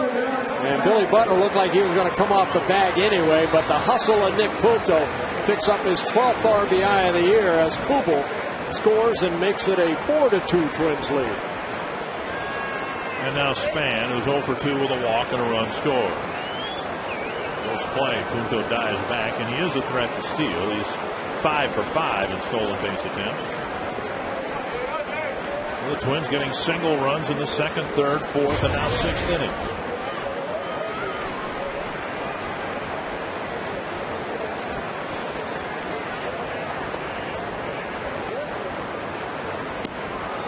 Swing and a miss. 1 strike.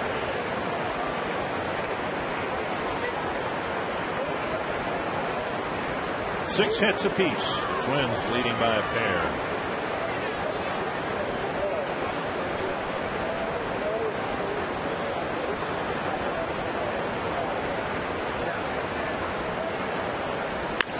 Bouncer toward the hole. Betancourt has it. Sets. Fires, and that's the end of the inning. But the Twins get a leadoff double from Kubel. They bring him around to score, and it's 4-2.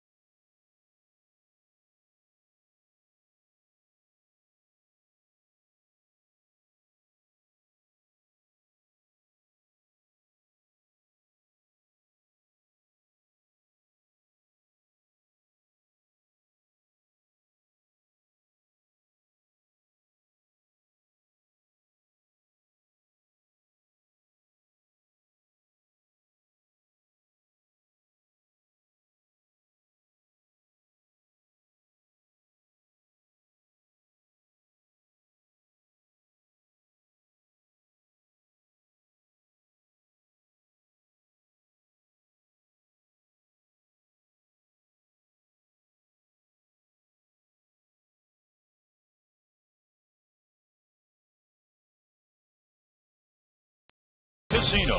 The best stories start here. By Lincoln Mercury. Visit your local Lincoln Mercury dealer or go to experiencelm.com. And by AT&T. Find out what's possible with the nation's fastest 3G network. AT&T. Rethink possible. Time for the Quest high-speed pitch with Davies and Pavano. Pretty similar in their velocity. Yeah, 93 for Davies and 92 as high as Pavano. Both of these guys relying on good off-speed pitches. And Pavano starting his 7th inning of work.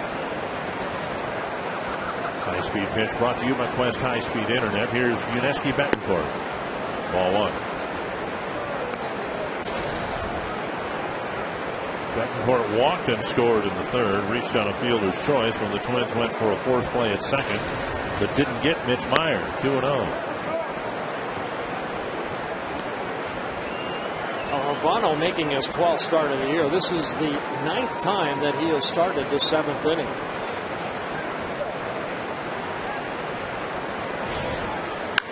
That's hit to center. Span retreats to make the catch on the track. 1 away. Mountain Dew game summary so far. Well, came in the 2nd inning off the bat of Delman Young. A line drive home run in the 2nd deck. That's the 7th home run of the year for Delman Young. And in the 3rd inning, the next inning, Joe Mauer smoking his ball past Billy Butler into that corner. Bernard Span scoring all the way from first base. Here's Pasetnik with 1 gone in the 7th. And there is strike 1. Pavano's 84th pitch.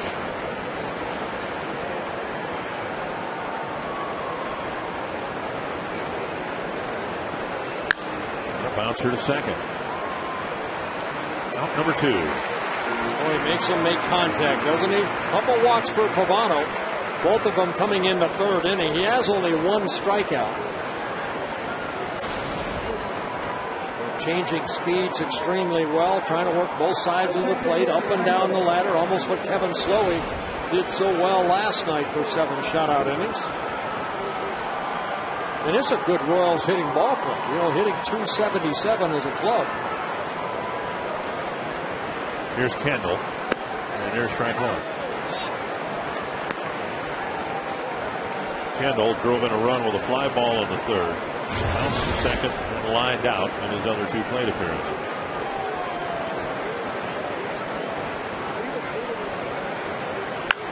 Up the middle, Punto to his left, scoops, fires a quick 1-2-3 seventh, and Pavano might have enough left to pitch in the 8th.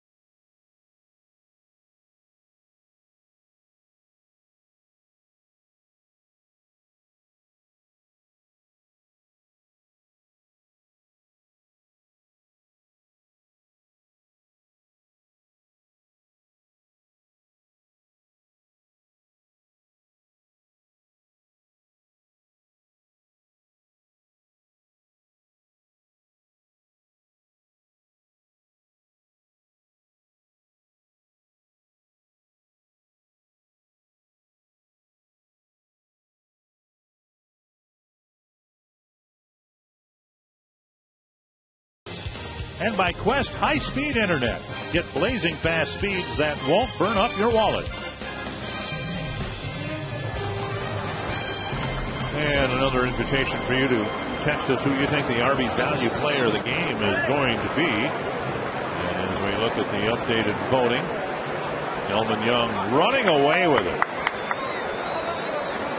Carl Pavano, 7 good innings, and he gets 6% of the vote. Oh, that'll increase now that you mentioned it. Ball 1 to Matt Tolbert, leading off the 7th for the Twins. Both starters still in there. Davies with 80 pitches. Even though he's walked 4 men, he's pitched through the ball game without a very high pitch count. Good changeup right there. Tolbert 0 for 3, a fly ball out, a strikeout, and a ground ball out. Hold foul. Get it, Jerry. Nice job. Nice play by Jerry White. He's loving the change here to target field because the first base coach's box is right in front of the dugout. He doesn't have that long walk or run anymore from the third base dugout all the way out there. And he gets another chance. 2 for 2 for Jerry.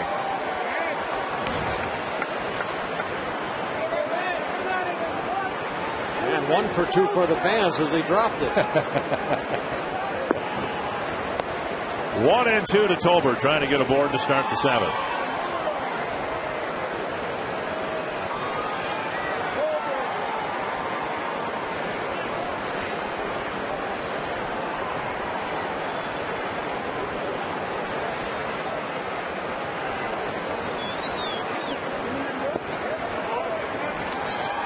Two and 2. Davies coming over from the Atlanta organization. There's very much an Atlanta flavor here with Dayton Moore, the general manager, coming out of the Atlanta system. Ned Yost, longtime coach for Bobby Cox in the Atlanta Braves. Of course, the Braves will come in here when the Royals leave after tomorrow's game.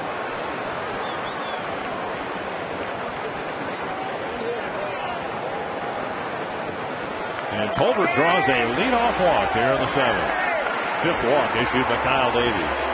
The Twins, Optum Health, and the Minnesota Department of Transportation are asking you to bike to the ball game Sunday when the Twins host Atlanta. The first 1,000 fans that bike to the game will receive a great gift bag from Optum Health.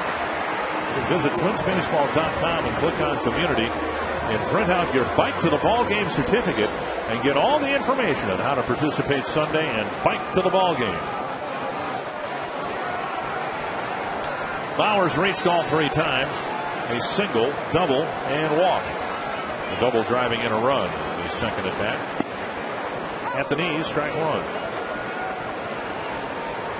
Well, Davies with the 5 walks, the most walks he's had since May 1st. Again, coming into this ball game over his last 6 starts, or 5 starts, only 6 walks. You're asking for trouble if you walk Matt Tolbert in front of Bauer and Morneau. 1-1.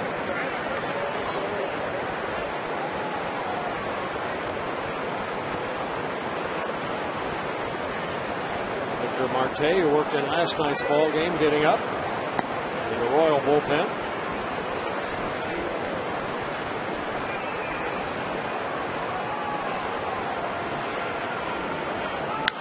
Bounce to the right side. Tolbert will reach. Mauer is retired. 1 away.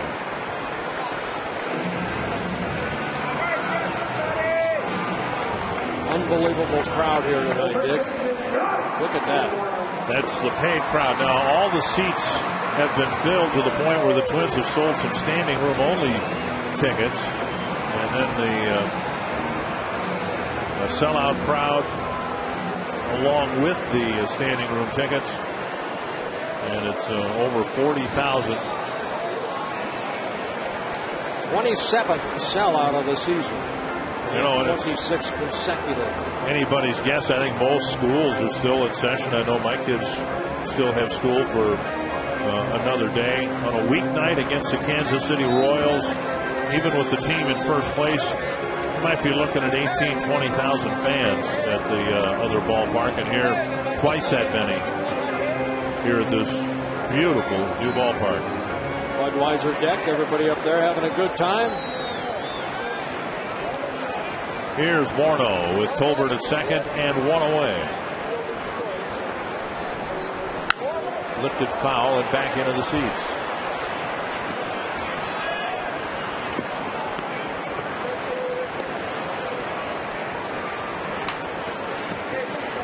Twins are averaging at home 38,875. Third in the American League. Only the Yankees and Angels have averaged more fans per game than the Twins. Swing and a miss by Morneau, 2 strikes.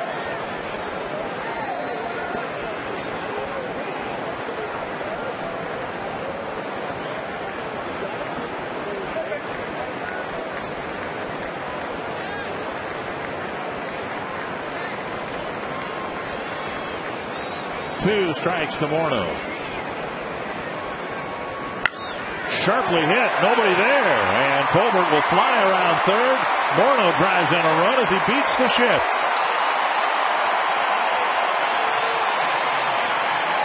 Well, a breaking ball left up right there, stayed up, and Justin just hit it sharply the other way. With that defense, the infield turned and pulled around toward the right side of the infield. That breaking ball left about belt high, and Justin hits it sharply the other way. So the leadoff walk to Tolbert. Again, bad decision right there upon that 3-2 changeup that he threw Tolbert. Tolbert scores the 5th run for the Twins. For Justin, his 41st RBI of the year. 55-footer blocked by Kendall. Ball 1. White Sox leading the Tigers 8-3. Bottom of the 7th in Chicago.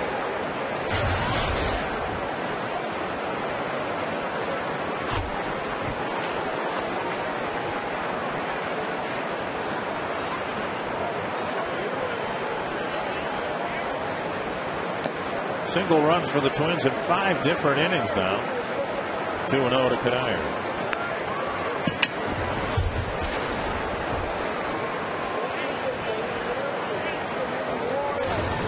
At first, held there by Butler.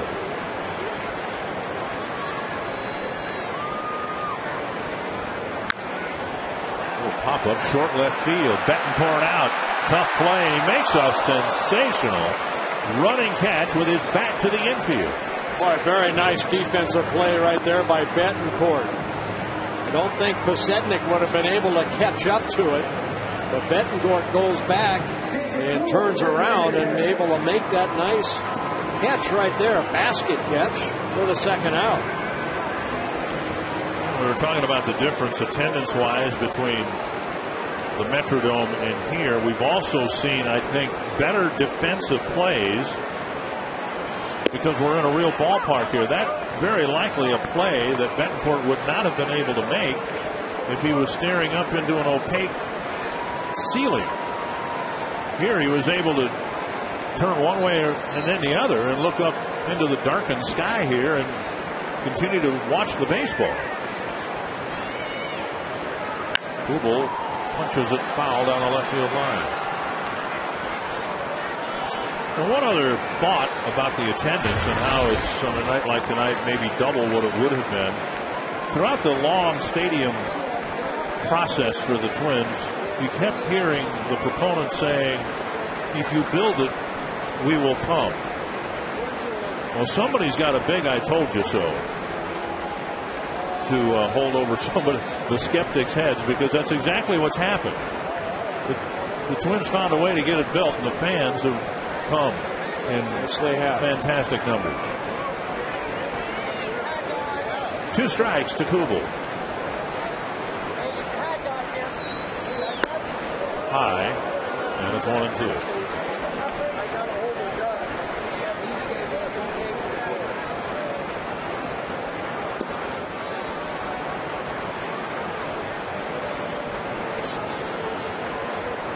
Twins leading 5-2. Kubel. A solid double leading off the 6th, hoping to add to the run total. 2-2.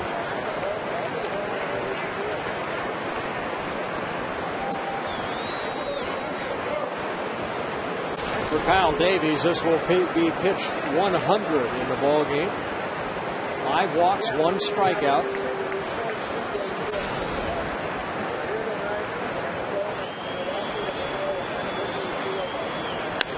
Punch to center and down for a hit. So Kubel, maybe more than any other Twins hitter, has really been stinging the ball. Here he doesn't sting it. He just flips it out to center field with Delman Young coming to the plate.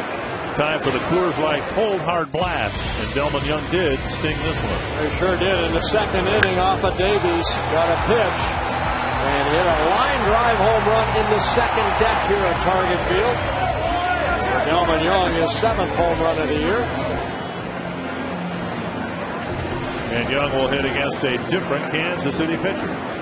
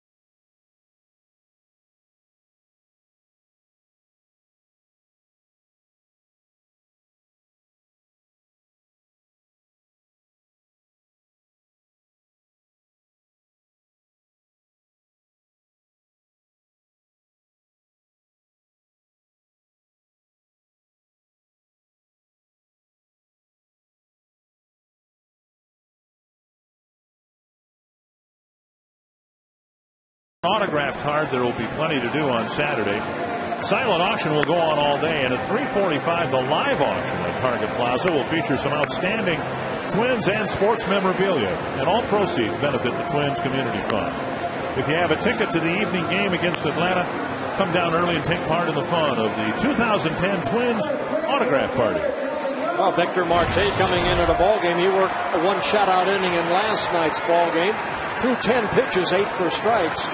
Making his 6th appearance. Started the season in AAA, got called up in April, sent back down. Now getting called up in late May. A couple of runners out there for Delvin Young, who cranked a solo home run to get the scoring started in the second. Checks his swing and takes ball 1. Tom Marte last night, 29 years old, from the Dominican Republic. Good sinking fastball, hard slider. That first pitch, Mitch down away. That slider and a changeup. That's to right field, hit pretty well. And catching the liner is Guillen. The Twins score 1, Strand a couple. And we head to the 8th with the Twins up by 3.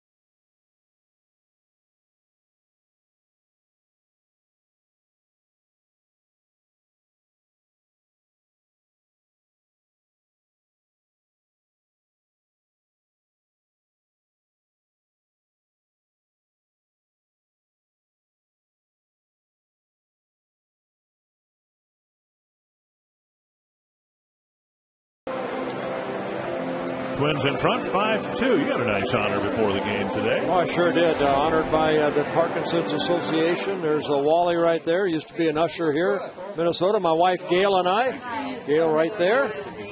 Being honored by Parkinson's. Very nice award for our fundraising for Parkinson's. Trying to find a cure and make a lot of people's lives a lot easier, hopefully. And your father suffered from Parkinson's prior to his passing. He fought it for about 20 years, and finally he passed away in October 15, 2004. A date I will never forget. Strong man. David DeJesus leads off the 8th against Carl Pavano, who delivers his 88th pitch, and it is a strike. Well, Pavano out there because of the 6th inning. He needed only 7 innings to get out of the 6th, and also 7 to get out of the 7th inning. So Pavano right now at 88 pitches. So 4th time this season, Pavano has worked 8 innings, or into the 8th inning. Thing about Pavano, you look at what he's been able to do so far this year. With a win here, it'll even his record at 6-6. But there's only one time that he had to leave an inning early, and that was a start against Kansas City where he left in the 4th inning. He went 3 1/3 innings. Other than that, they've all been complete innings. So whoever comes in gets to start the next inning.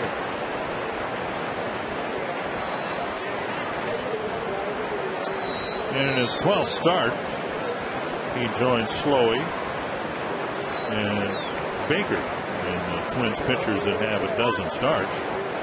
But he's going to have, by game's end, significantly more innings pitched than those other guys. And that's an important thing, too, when you talk about saving the bullpen maybe for another day. Every out, every inning you can pitch gives the bullpen a little bit of a breather.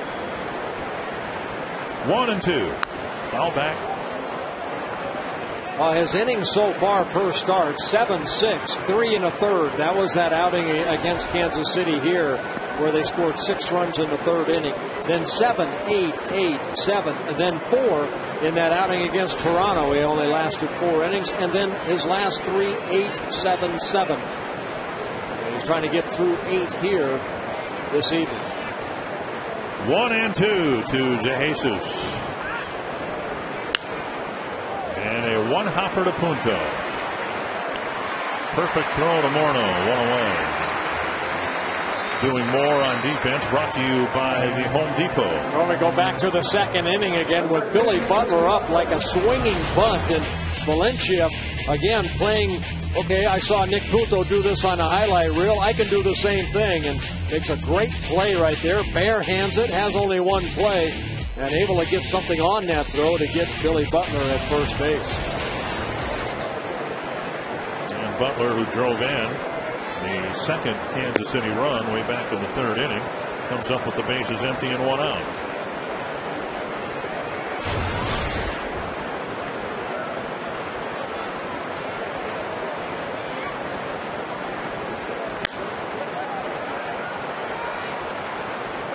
And a strike, 1-1.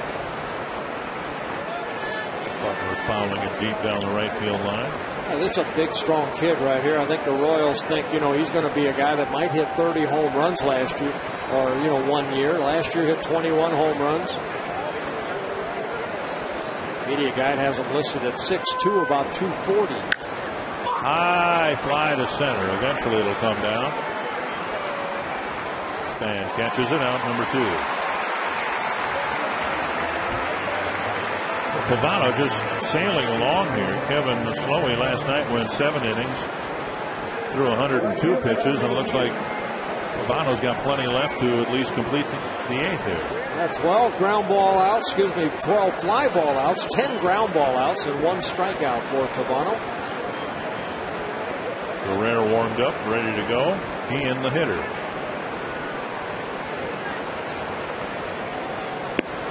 And a strike.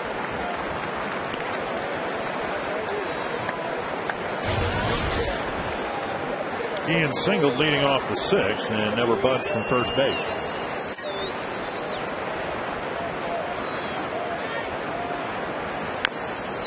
So you're not a big fan of the mustache, though. I mean, if he likes it. He had the goatee, then he went to stash.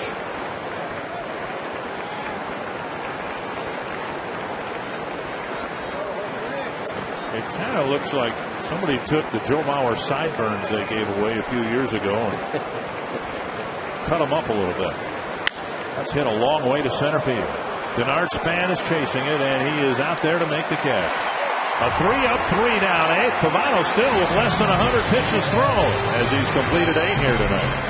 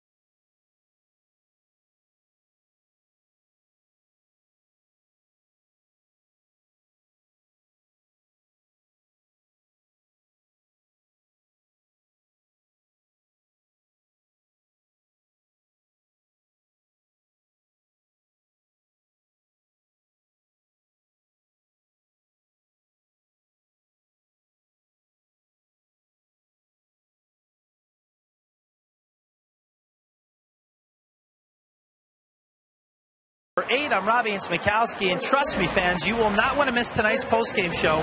It's Quest Twins Live featuring the Toyota postgame wrap. We're going to break down Carl Pavano's performance tonight. He has been spectacular, in a word, 8 strong innings. And the Stillwater 12 and under girls softball team are going to come out for the instruction. They're going to work with Bert. They're going to work with Roy. But more importantly, Marnie Gellner's going to try to hit a 5th grader. Can Marnie Gellner get a hit off a 5th grade softball pitcher? I say yes, she can. I think Marnie is a very talented athlete to go along with her great abilities at hosting and reporting. But Marnie Gellner, stay tuned and see if she can get a hit, plus bring clubhouse reaction. What do you think, Dick and Bert? I think Marnie's probably in the batting cage right now, getting loose. Sounds like a reality show. Can you get a hit against a 5th grader? 1-1, Marte to Valencia, who has lined sharply a base hit to left field in the 6th inning. 1 for 3. Willie Bloomquist taking over for Jose Guillen in right field.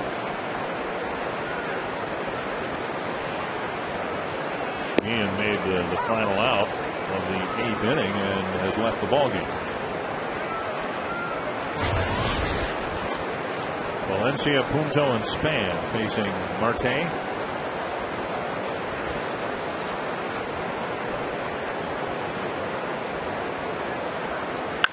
Bouncer to short. Betancourt to his left. And Butler keeps a foot on the bag. Digs out a low throw. 1-1. Yeah, nice pick right there by Billy Butler. The Minnesota Twins youth training camps are back in 2010. They include a chance to play at Target Field. The training camp's mission is to bring quality baseball and softball instruction to the kids in Twins territory. For all the dates and locations, log on today to twinsbaseball.com and register for a Twins training camp near you. 1 gone in the 8th. Here's Nick Punto. Got an RBI as he bounced to second, stayed out of a double play. And that allowed Kubel to come in from third base in the 6th inning. Punto is 12th run batted in.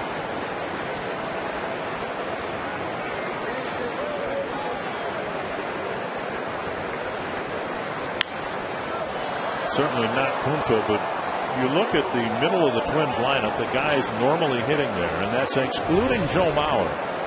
You've got Morneau, Kadire, Kubel, and Young, who all potentially could drive in 100 runs this year. Yeah, you look at the balance of this ball club. I mean, once, Hudson comes back and there you have a healthy J.J. Hardy, it's a good ball club. Punto lifts it to left. Pasetnik has it go over his head. He just looked like he was frozen out there for a while. And Punto ends up with a 1-out double. Well, I noticed in his last at-bat when he got the RBI that, of course, the outfield, Punto not known for his power, but right here, taking the ball the other way, Pasetnik kind of froze right there. By the time he could react, the ball was hit over his head. So Punto with his 5th double of the year gets into scoring position with 1 out. Span will hit 0 for 3 with a walk and a run scored. And a strike on the outside corner.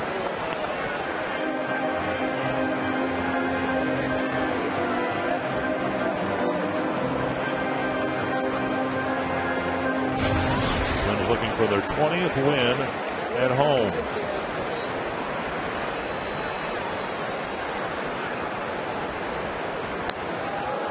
Half swing by Span, 0-2.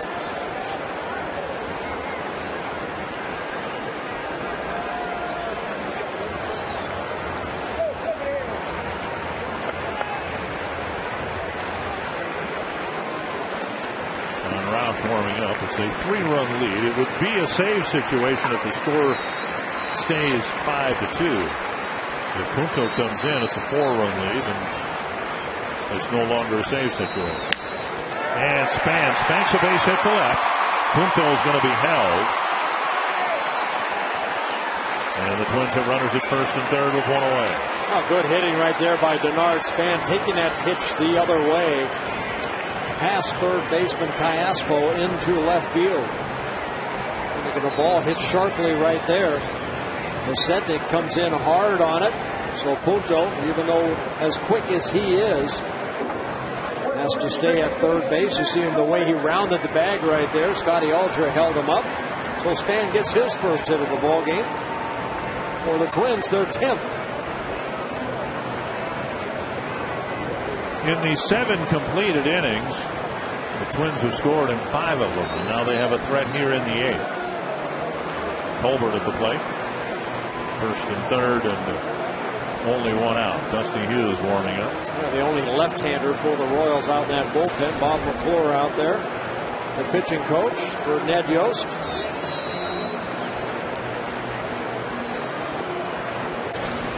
McClure in his 5th season as a pitching coach for the Kansas City Royals.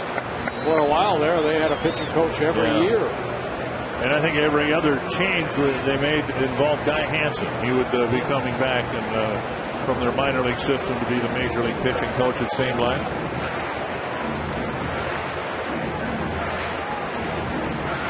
I guess it's the old saying, you know, what comes first, the chicken or the egg, or putting the cart in front of the horse, whatever metaphor you want to use. But things probably won't get better for the Royals until there's a little more stability on the field with the field staff and the general manager as well. Here's Colbert taking ball 1. You know, when you change managers as often as the Royals have changed them, when you change pitching coaches, it's hard to develop anything organizationally from the lower level of the minor leagues all the way to the very top. Yeah, because everybody has their own opinion on how to run a ball club.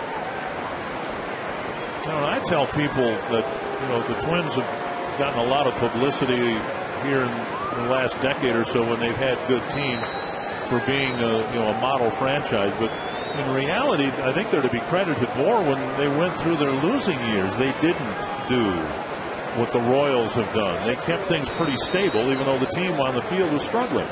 There's a bouncer right side. It's going to score a run. And Colbert with a little ground ball gets Punto in from third base, and that might shut down John Roush. Well, Tolbert picking up an RBI, his 4th of the year. And Span makes it over to second. And now with Mauer and Morneau due up next, they're going to go bring in Dusty Hughes. Twins tack on another run and lead by 4.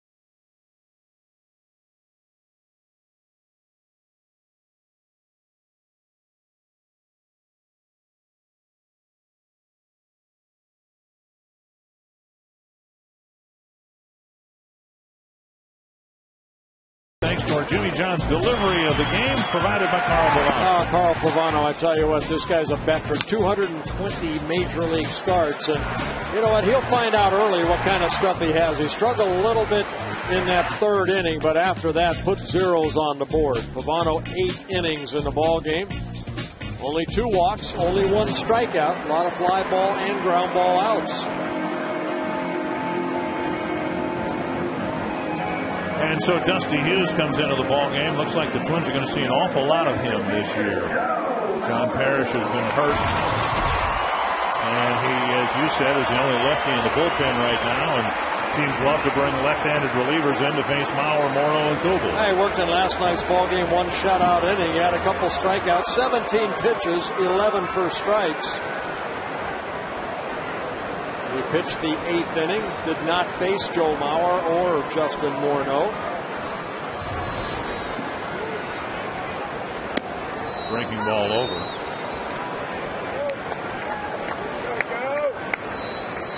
And of course the Royals now using Hughes twice in games that they're well behind in, and that might keep him out of the list of available pitchers for tomorrow's game, when they might, late in the game, if it's a tie game or a close ball game, might need to bring Hughes in to face Mauer, Morneau, Span, Kubel, Thome, whoever might be in there. Yeah, I mentioned last night John Parrish, another left-hander Kansas City had when we faced him earlier this year, currently on a disabled list. 2 strikes to Mauer and a ball taken inside. I think we've talked about that before. I mean, Kansas City Royals history.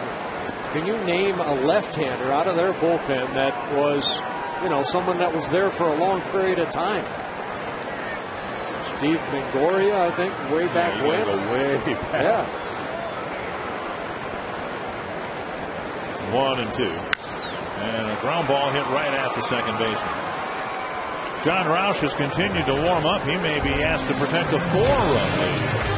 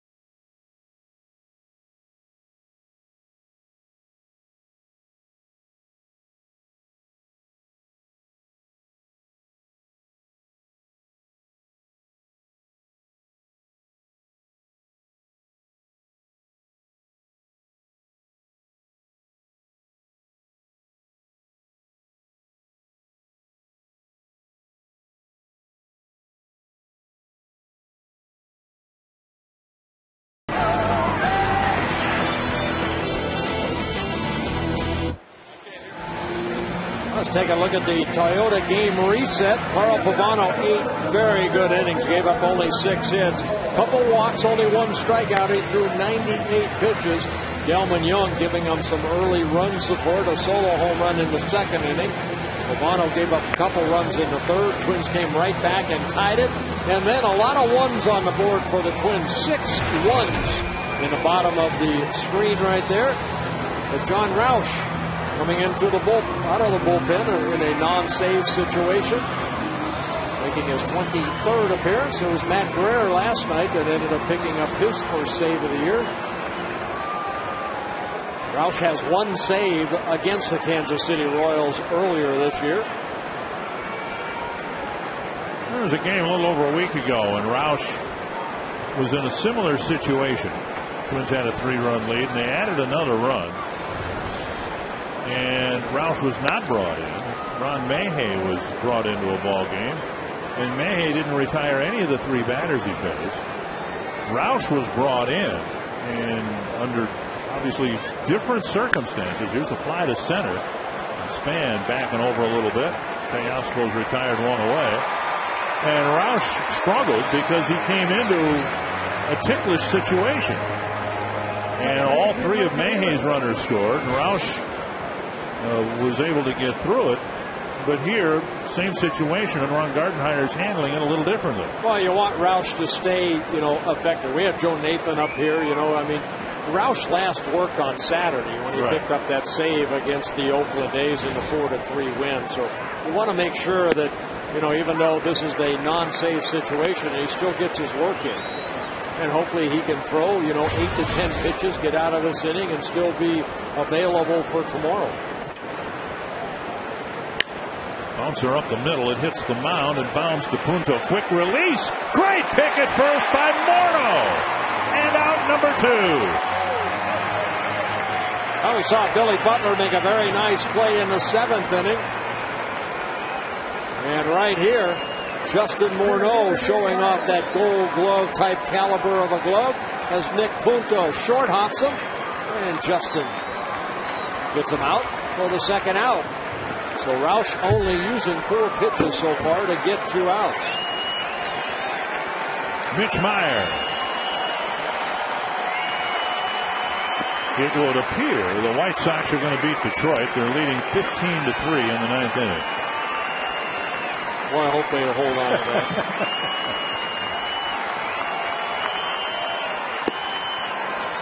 So if the Twins hang on and win their game and the White Sox hang on and win their game, Twins will be back to a 4.5 game lead in the division.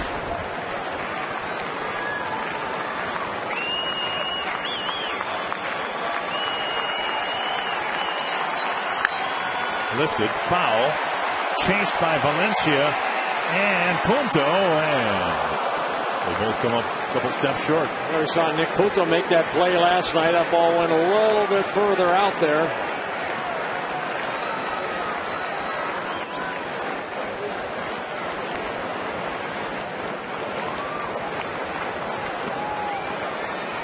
It's a 2-1 to Meyer. Royals got a couple of runs in the 3rd, and that's been it. And they got their runs in part because Carl Pavano walked a couple of guys, which he normally doesn't do.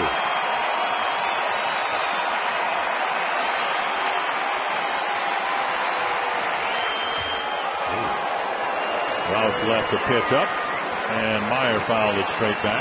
Oh, this is a guy that likes to play hard right there. Nick Punto getting that uniform dirty, and then on this long fly ball, hey, work on your sliding. He's a clubhouse guy. We're always cleaning those uniforms no more than Nick Punto's. Curve, tap foul. Meyer stays alive.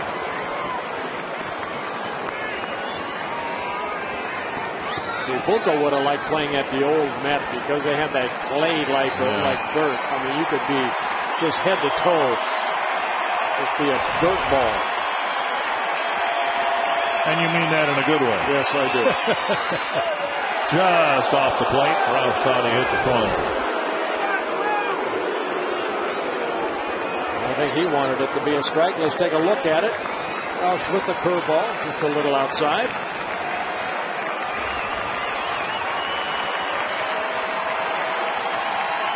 Full count. And right up the middle, over the rubber, over the second base bag, and Meyer hits a 2-out single. Yeah, Meyer picking up his second hit. And Rusty Kuntz, the first base coach, congratulating him on that base hit. Keeps the inning alive. And that'll bring up Betancourt.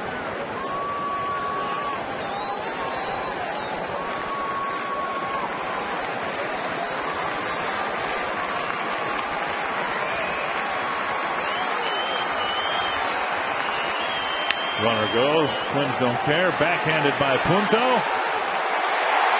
And for the 3rd time already this year, the Twins have won the first 2 games of a series against the Kansas City Royals. Twins with a 4-run win last night, a 4-run win tonight, and Marnie, the Twins, having won the first 2 games of the other series, will go for their first sweep tomorrow against Kansas City.